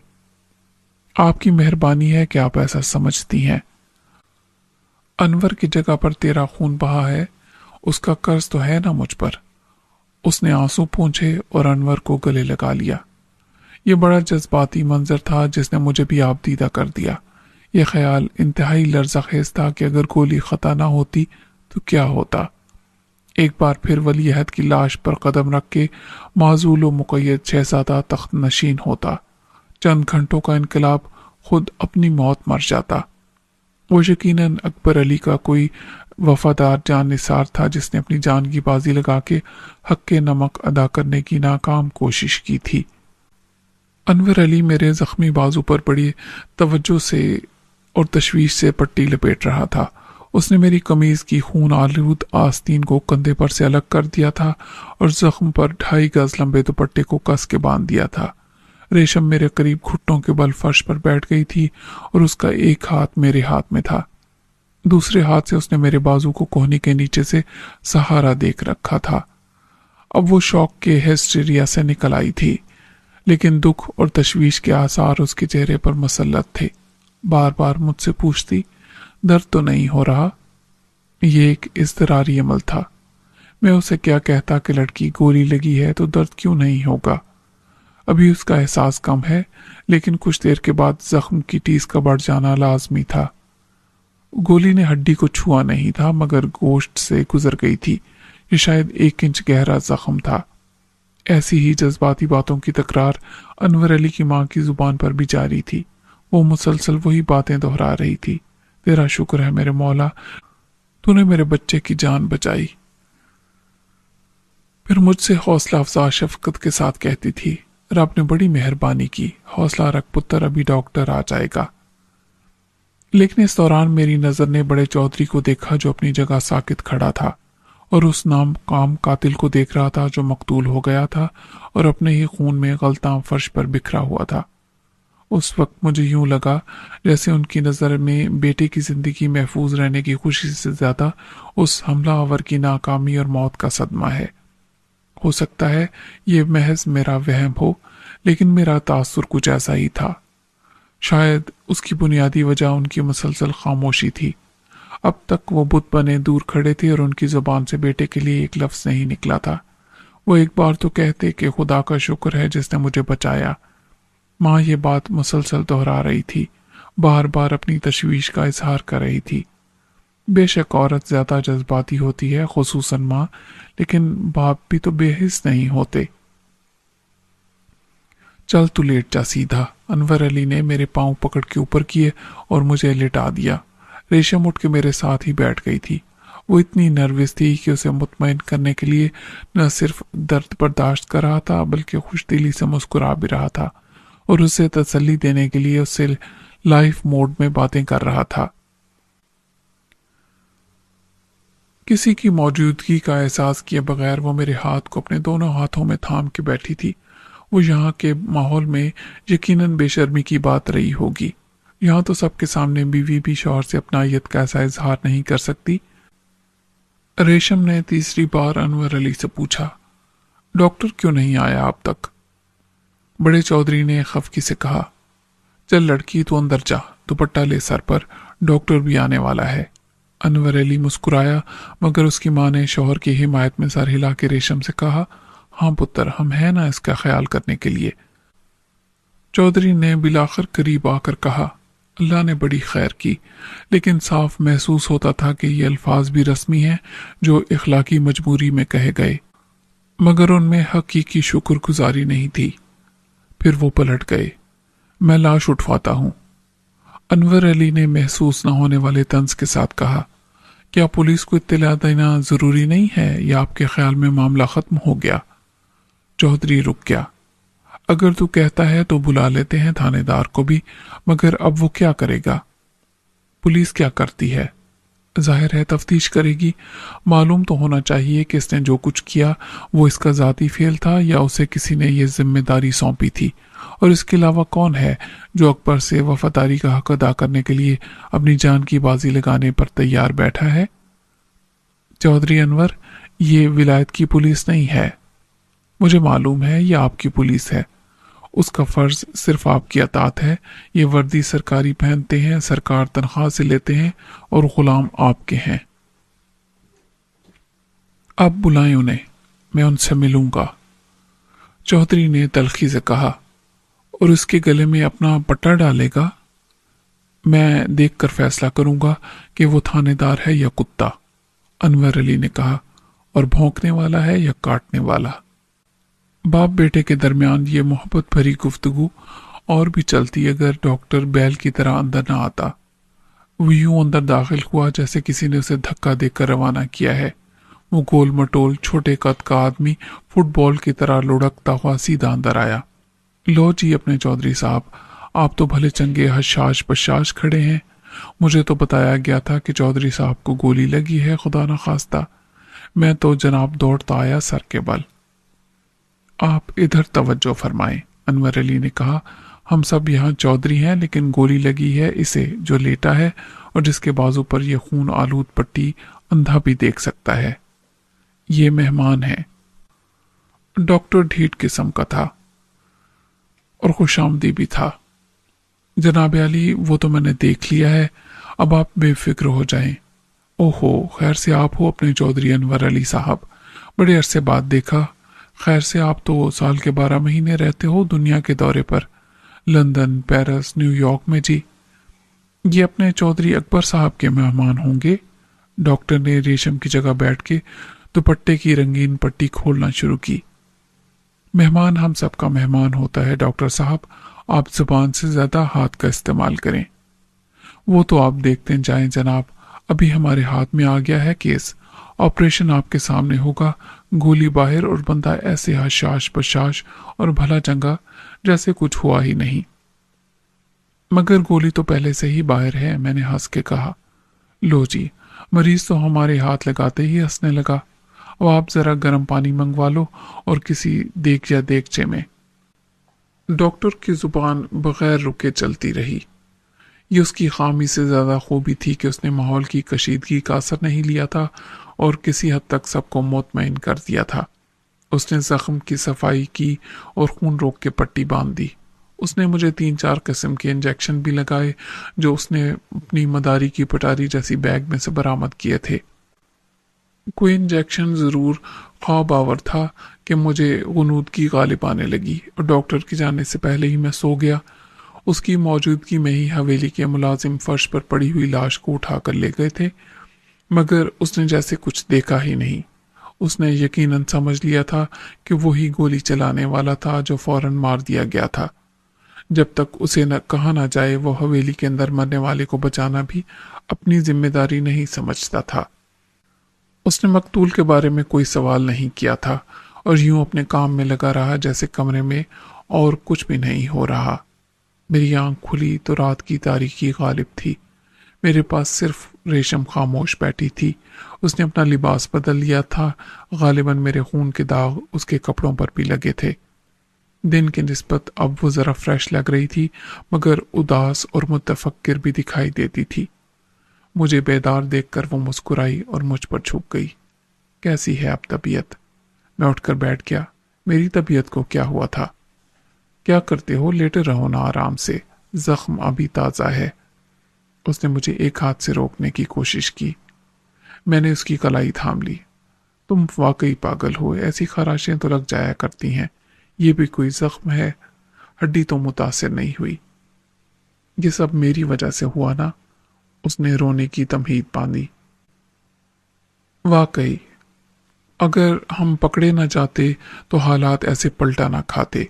कभी बदकिस्मती के पर्दे में भी खुश नसीबी होती है जिसे हम नहीं समझते।